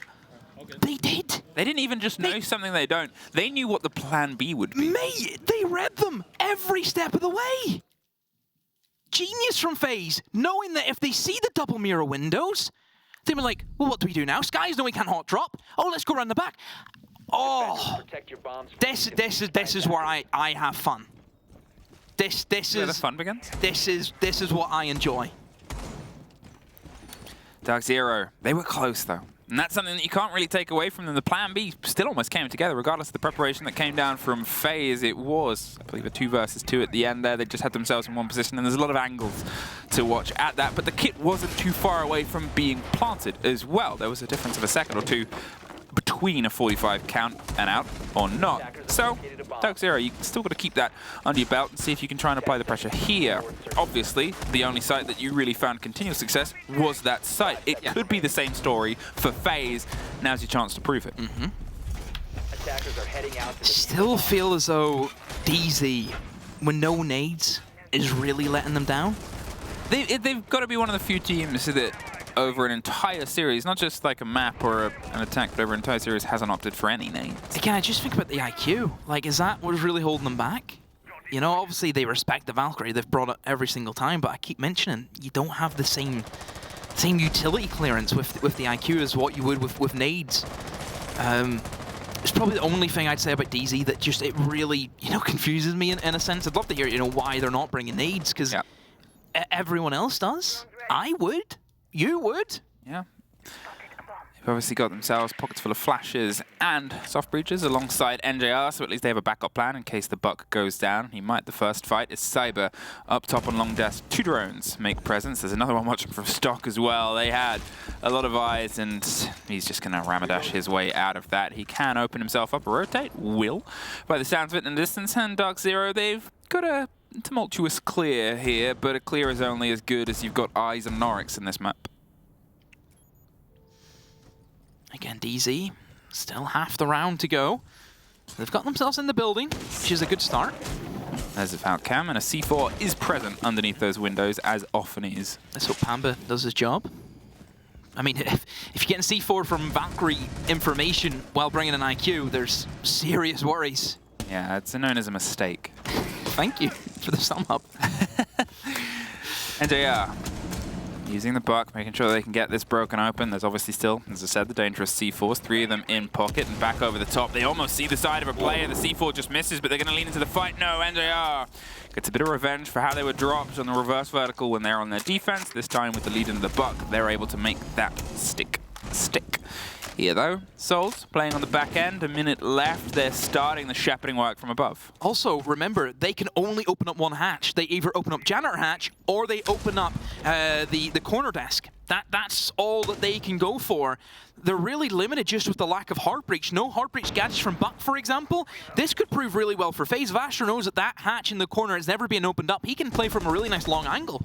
Talking of, Pamba has his own all the way from deep end on the back and utilizing the mirror windows. Defender cosplay. Yeah, he's trying to find himself his own lock-in. The beep is on the rotate, and the rotate of the Oryx goes back underneath. He heard the calls, and he knew his call, and time was to rotate out. There's a fight right on, and Astro is able to lock it out. Takes a lot of damage, slipping his way past the window, but somehow wins it out, and they drop right into his lap.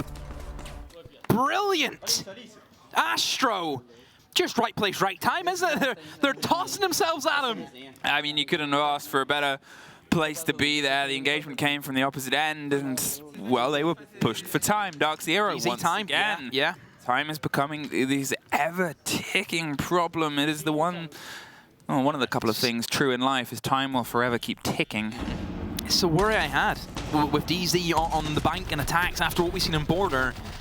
How's it going to get better on bank? It just isn't.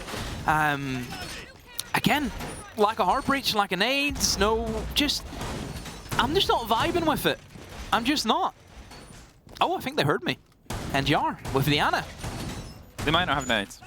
Imagine if they play Diana without nades. Just imagining from you to. Wait, what does Diana have as a secondary gadget? I don't know. Does anyone know? I don't think I've ever. Probably soft breaches. Is it smokes? Oh, and well, never mind. Pamba's on it now. Pamba's got Diana. 10 seconds left. I mean, it's that sort of thing. It's late in the day, late in the game.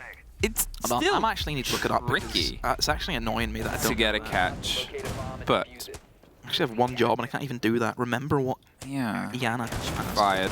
A lot of claymores in pockets this time around. They're going to see if they can try and limit some movement. But to be honest, with Bank, you know how they're playing, Souls with the pockets there, watching a Valkyrie camera, I'm not sure what he's anticipating, if he wants to try and Ramadash and pull a fight quickly or not. He seems to have smokes. some I knew it was smokes. to go for a battle here. They're watching over square and holding himself in, but for all the time and all the intel that Solus is feeding them as well, they can sort of sit and wait. Yes, Solus. I mean, Vita's taken up the mantle, not having the greatest of games, 1-6 at the moment. A lot of pressure, I think, to put your Solus player on, you know, on that operator where he's not having the greatest of games. And considering that Solus, I think, is an operator that you want to keep alive right until the last second, it's a risky one if someone's having a bad game, because if he dies instantly, it's a waste. Seen a lot of makers over there playing in the open quals. It happened a lot. You know, their Solus players was like dying within a minute every single time. A lot of attention being paid over to stock. They're going for a pretty standard take here, over the top of square, and with all the wall locked as it is, it makes sense.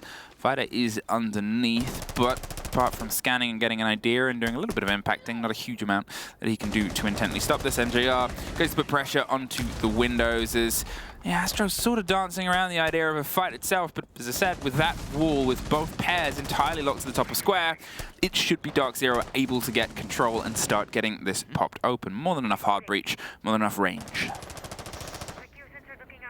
DZ. A lot of window play, of course, using the Habana from the window to open up the site walls as best as they can. No denial from FaZe on that wall. Of course, the mute jammer easily being shut off. However, on the other side, there seems to be some sort of clipping there. They have the mute jammer on the very far left. It's gotten some, but not all. Do they know about Canadian? Yes, is the answer. Cyber able to pick that up. We saw the Solace as well, not too far away, so they definitely had that awareness. Nobody is currently on the windows as of yet. Biggest worry now for DZ is you can't plant. Because if you know there's a Solus plus a C4 operator below, you're not, it's not working. Oh, he missed him. He found him. Tiber at first, just the timing popped together. Gav right down the corridor is looking for a fight, but it's a flawless. Out of nowhere, DarkZero tried to shove themselves in at the end there after losing that open body, but we find ourselves here. 3 rounds. DarkZero have to try and claw their way back. Attack timeout. They had to do 3 rounds before. They got 2 of them. Can they have the difference here to take us to a map 3? Cyber again, top of the pops. At the moment, 11-4 is where he stands, and Cyber's having a good game. Honestly, there's not a lot of teams that could really go against that. He is that good. Souls, who, in my opinion, has been the best support over the past year. again, he's just there. He's one of the very few supports who can go toe-to-toe in terms of fragging power with the entries, which is incredible that you have someone like that. It's not the most common statistic. Could you imagine if you rock up into your rank stack and Tim's actually gunning on all fours? How dare you? Tim is always good. Could you imagine? It's like having a centre-back with a huge amount of finishing. Yeah, scores the goals. That's what you need. It's But incredible. this is it. This is the rocky situation now. The only thing DarkZero have between them and a point is just the game ahead of them. The tack timeout has been called. Obviously, FaZe still have the option of utilizing theirs. Yeah. But they didn't last time. They sort of a couple of rounds slipped away from them, and they were still like, we can push this over the edge, and they did. And that's an important mental game to be in. Look at the difference between FaZe attacking and DZ. This is what I mean whenever I mentioned, you know, it's a great map for FaZe. They're really good at adapting. That's where they can win those attacks. You know, Bank's not an easy map to attack. There's a lot that goes into it. Time, obviously, has been displayed really, really well in this matchup and how difficult it can be to play against that. And FaZe have made it look really easy at times. I mean, between Souls and Cyber, it's 22-7. They've really had the full run of the mill here in terms of the frag game, and sometimes that's that age-old thing about Siege is if a player pops off on a day, it's nothing you can account for. That's you remember, you know, all the times I used to say it doesn't. You can't do anything. No. If someone's having a life game, you are done. Someone else on your team has to have a life game. That's the only way you can fight against it. For DarkZero, that's now 2 players on the 2 maps that have had that engagement. It was previously Cyber and Bullet that I think went 28 between the pair of them. Now there's 2 of them that are on 22, and we're not too far away from maybe the end, maybe breaking that between the pair of them. They have themselves a stretch of open, they have themselves the full pressure, and look at Canadian on the Monty burying himself quickly towards the bottom of the site. So naturally, I see a Monty for Bank, and well, you know, I mentioned before, I think it's an operator that both teams would play, and we've showcased that now both teams will be playing the Monty. We've got a hefty amount of smokes. Shouldn't be an issue though. You have, of course, you know, plenty of counters to that. You have your own smokes that you can fire out from Souls. Go your canisters, as one gets popped, you can pop a canister in response, and of course the Warden. Yeah, he's going to be able to get himself locked in, Cyber. Even the 4C4s, I suppose, are a good counter also if there's a smoke being popped. I mean, that's the thing. Someone has to be in there. If you talked about the previous round and you said putting Vita on the Solus was a risk because they could die early, putting Cyber on the Warden, well, you know he's going to be up late. You know he's going to be able to lead those engagements, and he's the perfect person with the perfect operator against a potential 6 smoke push with a shield. But DarkZero still have the chance of being able to find a body or 2 before push comes to shove. A minute 30 has passed, and you can still see Astro's in position, but look at the Monty now. They've dug themselves in underneath. They've got themselves closer and closer. It will have to force the blue player to come back closer. This is a big issue. They don't have any range soft destruction. They can't open up the single wall that you would want to, you know, kind of plant behind. They have to try and put a breach in charge, but if you try and do that, you're going to get killed. You're going to get shot. Well, talking of, Cyber gets the first. The Doc will be caught out on the roam, and bad start has kicked into gear here for DarkZero. There's dropped in the second. Cyber gets one more. Can Pamba stop the run? Does.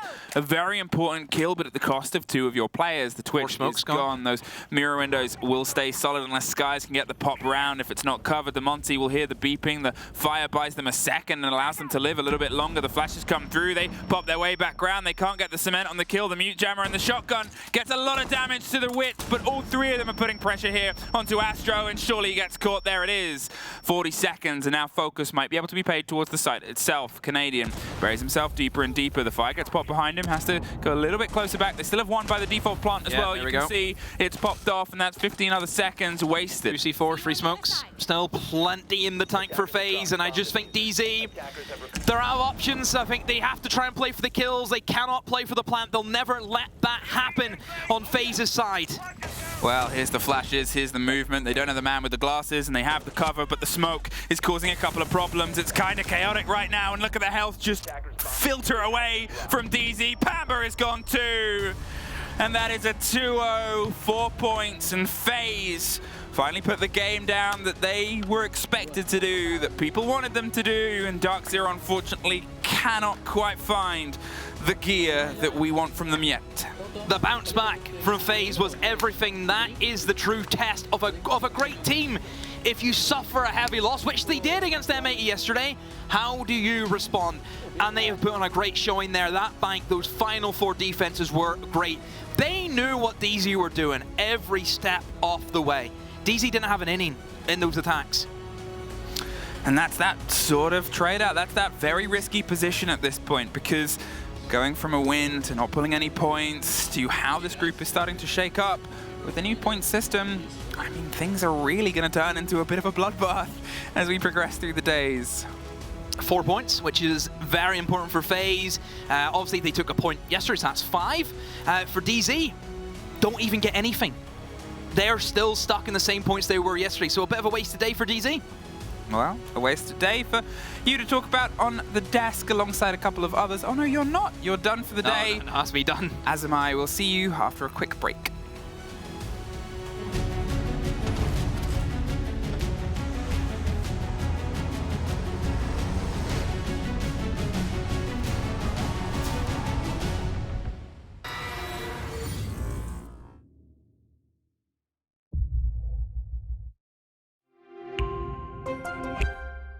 I'm Nicholas Morton, but you know me as Pingu. I'm a 2-time Rainbow Six Siege World Champion and former top Rainbow Six Siege player in Pro League. Welcome to my Siege Ranked Bootcamp. We're talking 20 seconds left on the clock, you got the diffuser in hand, what do you do? Play the way that you're comfortable with, because you have confidence when you're in this position, that is when you're gonna be at your very best. Good luck.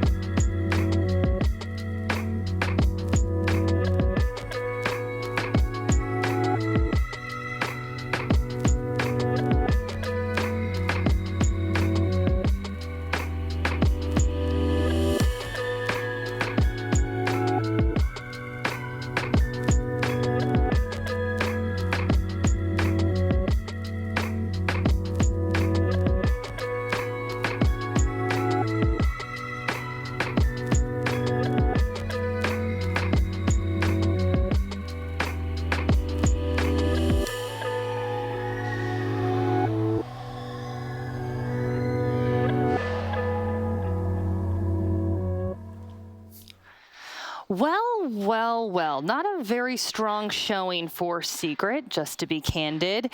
Okay, so first map, it was a pretty tight battle, am I wrong? I don't really have words for map 2. A little bit of a comeback there, but honestly, it was a little bit hard to watch at times, Anne, and apparently a very vocal play area from what I'm hearing. Yeah. Fresh and I were set back at production, and we could hear the player comms, and it was a constant back and forth of players yelling at each other. It could be anything, really, even if they did something well, even if someone got entry killed, and then someone, like an enemy team, didn't hit their shots, they would still yell back at them, and it was just, it felt like a very grudge-heavy match. There's not a lot that we can repeat that they were shouting at each other, unfortunately.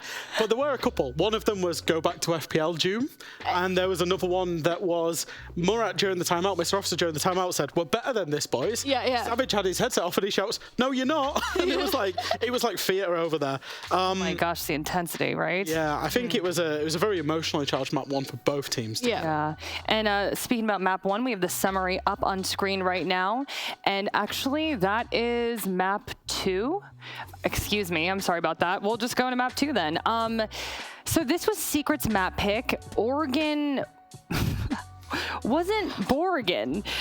It was hard to watch, but it was kind of one of those situations where you couldn't stop watching. Am I wrong? I think it was ugly, to be fair. Some ugly siege going on in Oregon.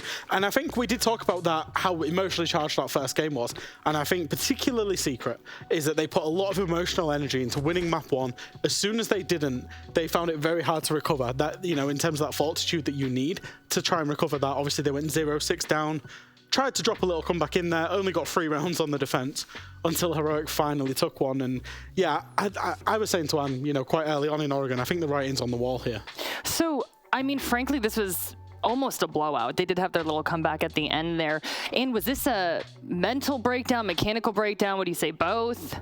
Well, something that really impressed me from Heroic in both this map and the previous map is their retakes when it comes down to when Secret have the plan down. We know that Secret's a plan-heavy or a very objective-focused team. They like to get their plans down, but then every single time when it came down to that situation and Heroic had to retake, their comms and their teamwork were on point. We could listen to those as well, obviously, backstage, but you could hear them communicating and really prioritizing, like, oh, there's someone still upstairs, like, we need to retake upstairs before we can go for a counter defuse. So they had their priority straight, and their retakes were really good today. So you're saying Heroic played well, particularly when it came to retakes, but I mean, Fresh, do you think that this was just a breakdown on Secret's end, I guess, or do you think Heroic was just playing very well? It definitely is a bit of both. I think when we look at map 1, I think it's really important that we split map 1 away from map 2. Map 1 on Clubhouse was basically Secrets to lose, and Heroic made some massive plays. I know Doom made a massive play, Noodle made a massive play, and Sloth made a massive play where they're pulling up 2, 3, 4 kills in a round to win the round. Heroic limped over the line in map 1. As soon as we get to map 2, then that's where Heroic had settled into it. They knew, boys were better than these, we can beat them. They played much more as a team. They converted those entry kills. They got the post plants, like you say, the retakes as well, Anne. And I think it was a much more complete performance from Heroic on map 2. Okay, so Jack, I do want to pick your brain about Kendrew. Yeah. You said that this is a key player. He's very emotional. I feel like on map 1, in ways you could say he was riding a high. They lost, right? But they were going. Map 2, do you think that he just deteriorated maybe a little bit? I think it's both. I mean, Kendrew, you know, we've seen Kendrew for the longest time. He was on M&M, Na'Vi. He was on Heroic. And now he's on Secret. And I think one thing that's always been leveled at Kendrew across his time as a player is that he can't operate in that middle ground. He's either really, really high, emotionally charged, or he's really, really low and potentially a detriment to his team. And I think we saw both out of him today. Obviously, it's been a long time since we've seen him internationally, and, you know, some of these players are brand new to International Siege. And I think that affected Secret too much today. Okay. Anne, any standout players for you? We're working to get the MVP up, so I want to see who's running around in your head. You're like, okay, we'll give them an award. In regards of people that I heard talking constantly, it has to be Sloth. He's really vocal in the game, giving call-outs, helping his team, really, you know, forcing them in the right direction. I've seen some really good performances from Noodle as well. On the other side, we did see previously in EUL some shakes coming from the newer players on the side of Secret. That seemed to be okay today. There were some gunfights on both sides that were missed a little bit, but yeah, for Heroic, definitely those two that I would mention. Okay, well, I believe our MVP is Joom. Thoughts? When I worked with June, because I was actually on a team with June back, the middle of last year, is nothing phases that kid. It really doesn't. He is just. He's doing a Vogue pose right now. You'd almost be, you'd almost forgive him for being just absolutely oblivious to anything that goes on. Aww. He feels no pressure. He just plays his game. Doesn't matter who's in the server with him. Just plays his game, and he is an incredibly talented player. Yeah, I think I saw this in an interview that they did with Mr. Officer, where he talked about Joom and said Joom is a old man captured in a young body, and he doesn't really get phased by anything, like you mentioned, but he's also extremely motivated. And we did see that today. Huge performance by him, really getting in those kills where it was needed. Okay, so how are we feeling about Heroic overall? I mean, not a terrible showing from them. How do you think their SI is going to shape up, Fresh? I think when people saw the news that Oscar wasn't coming out and that Heroic were playing with a sub, that they thought, oh, Heroic would be potentially fifth in this group, me included. Yeah. But the fact that they went and took a map off DZ yesterday should have won it out in 2. And then today they've gone against Secret, who looked pretty good in LCQs, and took them in 2 maps as well, sitting on 5 points. You'd have to assume at this point Heroic are going to get out of groups into playoffs and can make actually a sustained challenge for the top 3 to get themselves into that upper bracket. How are you feeling about Secret? Is this going to be a short trip to SI this year? Well, we've seen teams yesterday where we had a lot of expectations from, and then they didn't really perform the way we were expecting them to do. This was obviously Secret's first game, right? They hadn't played yesterday. There is obviously still enough time to regain. This is a big loss, like you're not getting any points out of this, but there is time to regain, and I've got my fingers crossed that they will do that. It's their first match, right? So, okay, we'll see. And it's SI. You never know, right? Okay, well, everyone watching at home, do not go anywhere. We have some more Siege action ahead, but we're going to take a quick break. We'll be right back.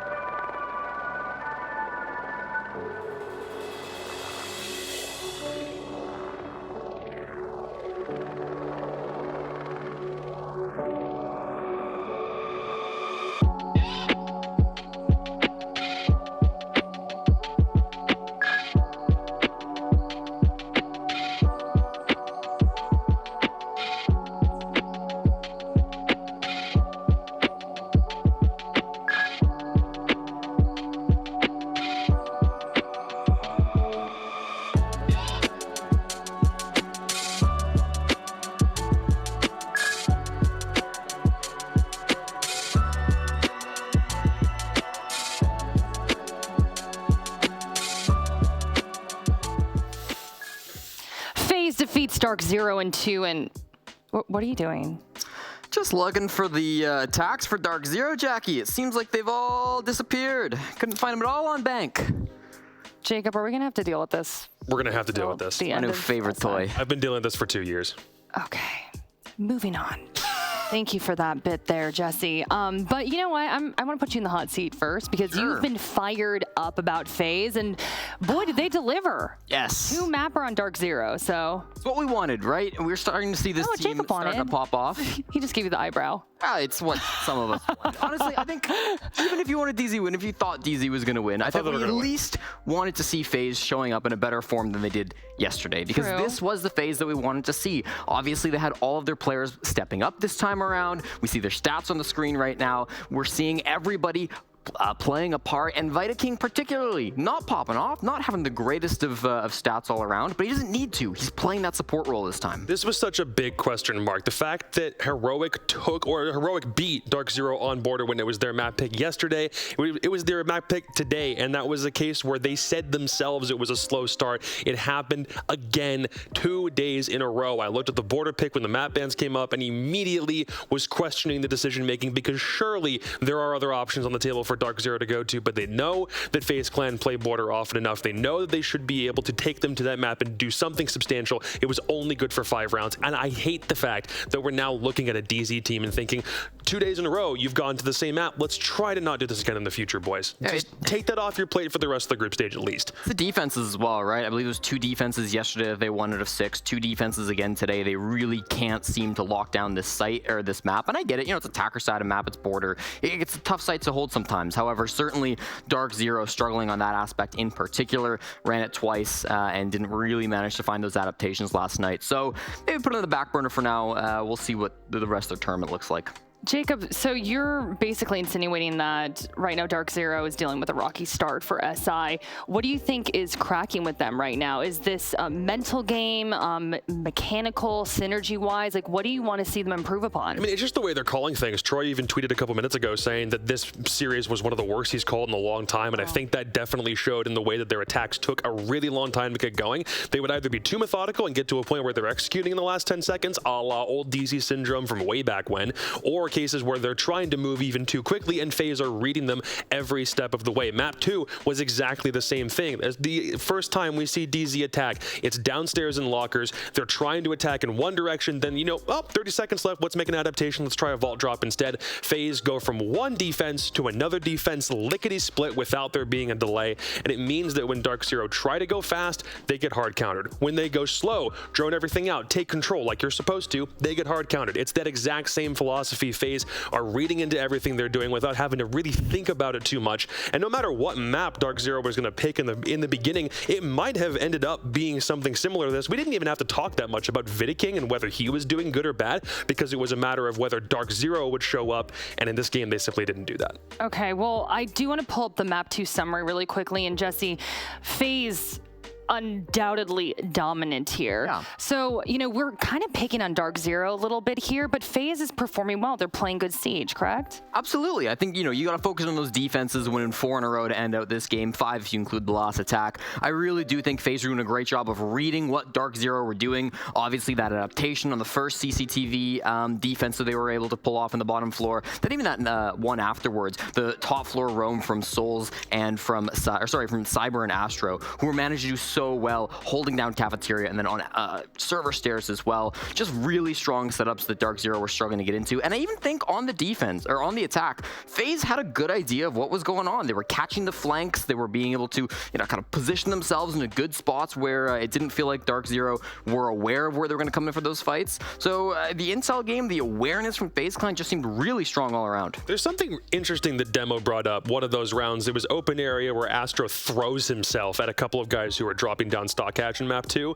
and it gave me the idea that FaZe are a team comprised of guys more willing to throw their bodies at the problem to get aggro to a point of losing their life and really throw a risk play in the middle of things than DarkZero are. And it feels like because they have really needed that style of play to get Brazil to a completely different plane over the past couple of years, that DarkZero themselves aren't willing to take nearly as big of a chance if it means getting themselves a round win. And maybe that'll come with time. Maybe once they get Gavini to a point where that isn't like, well, there's way more synergy. You understand communications. You've got a Vulcan mind meld going on. Maybe you'll be more willing to try things like that. But FaZe are cool with taking risks and calling it normal play, whereas DarkZero, I don't think, are at that stage. Yeah, and that's why we saw, like, I think Vidaking coming forward has been such a good move for them, because previously, whilst they still had everybody else who wanted to get aggressive, make some big plays, Cameraman was also doing a lot of that. But what we're seeing more with Vidaking, especially through this game today, was he's playing a lot less of those aggressive roles, right? He was doing a really good job of setting his teammates up, holding down the fort on defense, right? Playing that hard breach on attack. Still was rocking some of that Ying play in the second map, but I don't know if it's working out for him still yet. We'll see. But all in all, I really think the roster move is kind of panning out the way they wanted it to finally. You love Vidaking. I'm a fan. Always talking about Vidaking. But you know who else we need to speak about? Our MVP, Cyber. Jacob, talk to me about his performance. Nah, it's not a surprise, man. Cyber, ever since the Sweden Major's been the one to watch on FaZe, and I'm loving how in moments like this, when he knows his team needs a bounce-back game after their loss to M80 just yesterday, though if he's able to lead the charge, everyone else on FaZe is simply going to follow through. If he's doing his job like this, then it means everyone else has enough space to perform their own duties. If it's Souls trying to clear anywhere, whether he's playing a bot or playing flank watch, if it's Vidaking playing Finka or Ying or a hard breach, whatever it might be, Cyber is the guy who lights the torch, goes forth, and blazes a trail for everyone else to follow. And the difference is really seen on entry, right? That 5-1 opening pick stat is fantastic for Cyber. It's what he likes to do. It's what he likes to get done. And we saw that previously when they played yesterday against M80, we're really struggling to find those opening picks. I think against DarkZero, it's a little bit easier to work that advantage in, because DarkZero is historically not a great team when it comes to getting those entries. Skies yesterday, I think, was 1-6 on the support for their matches, which was the lowest of any player who still won their game. Even coming into this throughout the year, DarkZero had a negative entry rating, which very few teams of the Six Invitational have, because we're at the best of the best, right? We're at the highest level of competition. So DarkZero, the entry picks have certainly been a problem for them, and I think that's something that Cyber and the rest of FaZe Clan really did exploit beautifully today. A big message I'm getting here is some concern about DarkZero.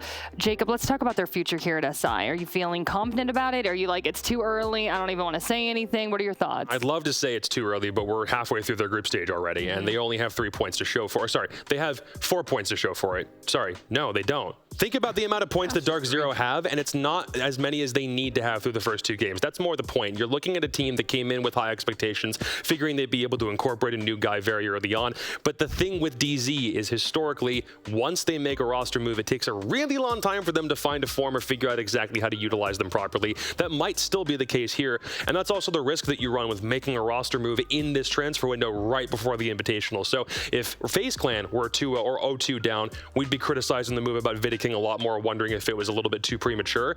It's not to say that DarkZero are going to be in a similar position, but now they're 1-1, so let's just understand the risk before going into things. And if for some reason DarkZero don't move on here, I wouldn't call it really surprising, I guess. I mean, I think we're a little early. It's 1-1. We still have plenty of games to go, and only 1 team goes home in groups. Right? 4 teams of the 5 are going to advance through some point, and they've still got to play Heroic. They've still got to play Secret. You know, I love the European region, I really do, but these are not the top European teams. I think DarkZero should be fine. I still think that their roster pickup for Gaveni, I know I talk a lot about Vidaking, but I really do think Gavin is a great pickup as well. I think he's going to be, you know, a good little entry for DarkZero. And I'm willing to say that, yeah, today probably was more of a one-off than a consistent trend that we're expecting to see from DarkZero. If the calling was off, as, you know, we've heard on social media, if there were some problems maybe mentally for the team, maybe they didn't put the war paint on right. I don't know what it was today. But I think we'll see DarkZero bounce back before this tournament's over. I'm sensing a pattern. Whenever Jacob says something, Jesse just disagrees. That's factual. Not always true. I'm totally always Actually, true. you know what I was going to say? I do think that we can say right now FaZe is in great shape, and I think you could both agree with that, correct? Yeah. Or are you going to disagree? I'm still not really convinced after that M80 game specifically. Just disagreeing because no, it might be a case where FaZe having a good game against DZ is a nice way to propel themselves towards something bigger, but they still had a pretty hard loss against M80 yesterday, and the only map that they won was overtime match points. So if we're calling like a grand scheme thing for DarkZero, we can do the same thing for FaZe Clan. They're not quite there yet. They're not there yet. You can't say that they are. M80 had a fantastic game against them yesterday, and there were more reasons to discredit the way that FaZe Clan were playing than to praise the things that M80 were doing. That's the road that we're on right now. First game okay, I'm going to break these two up. But all of you watching at home, don't go anywhere. We got some more matches ahead. So just a quick tiny break and we're gonna be back in a flash. So stick around. Stop fighting. Stop.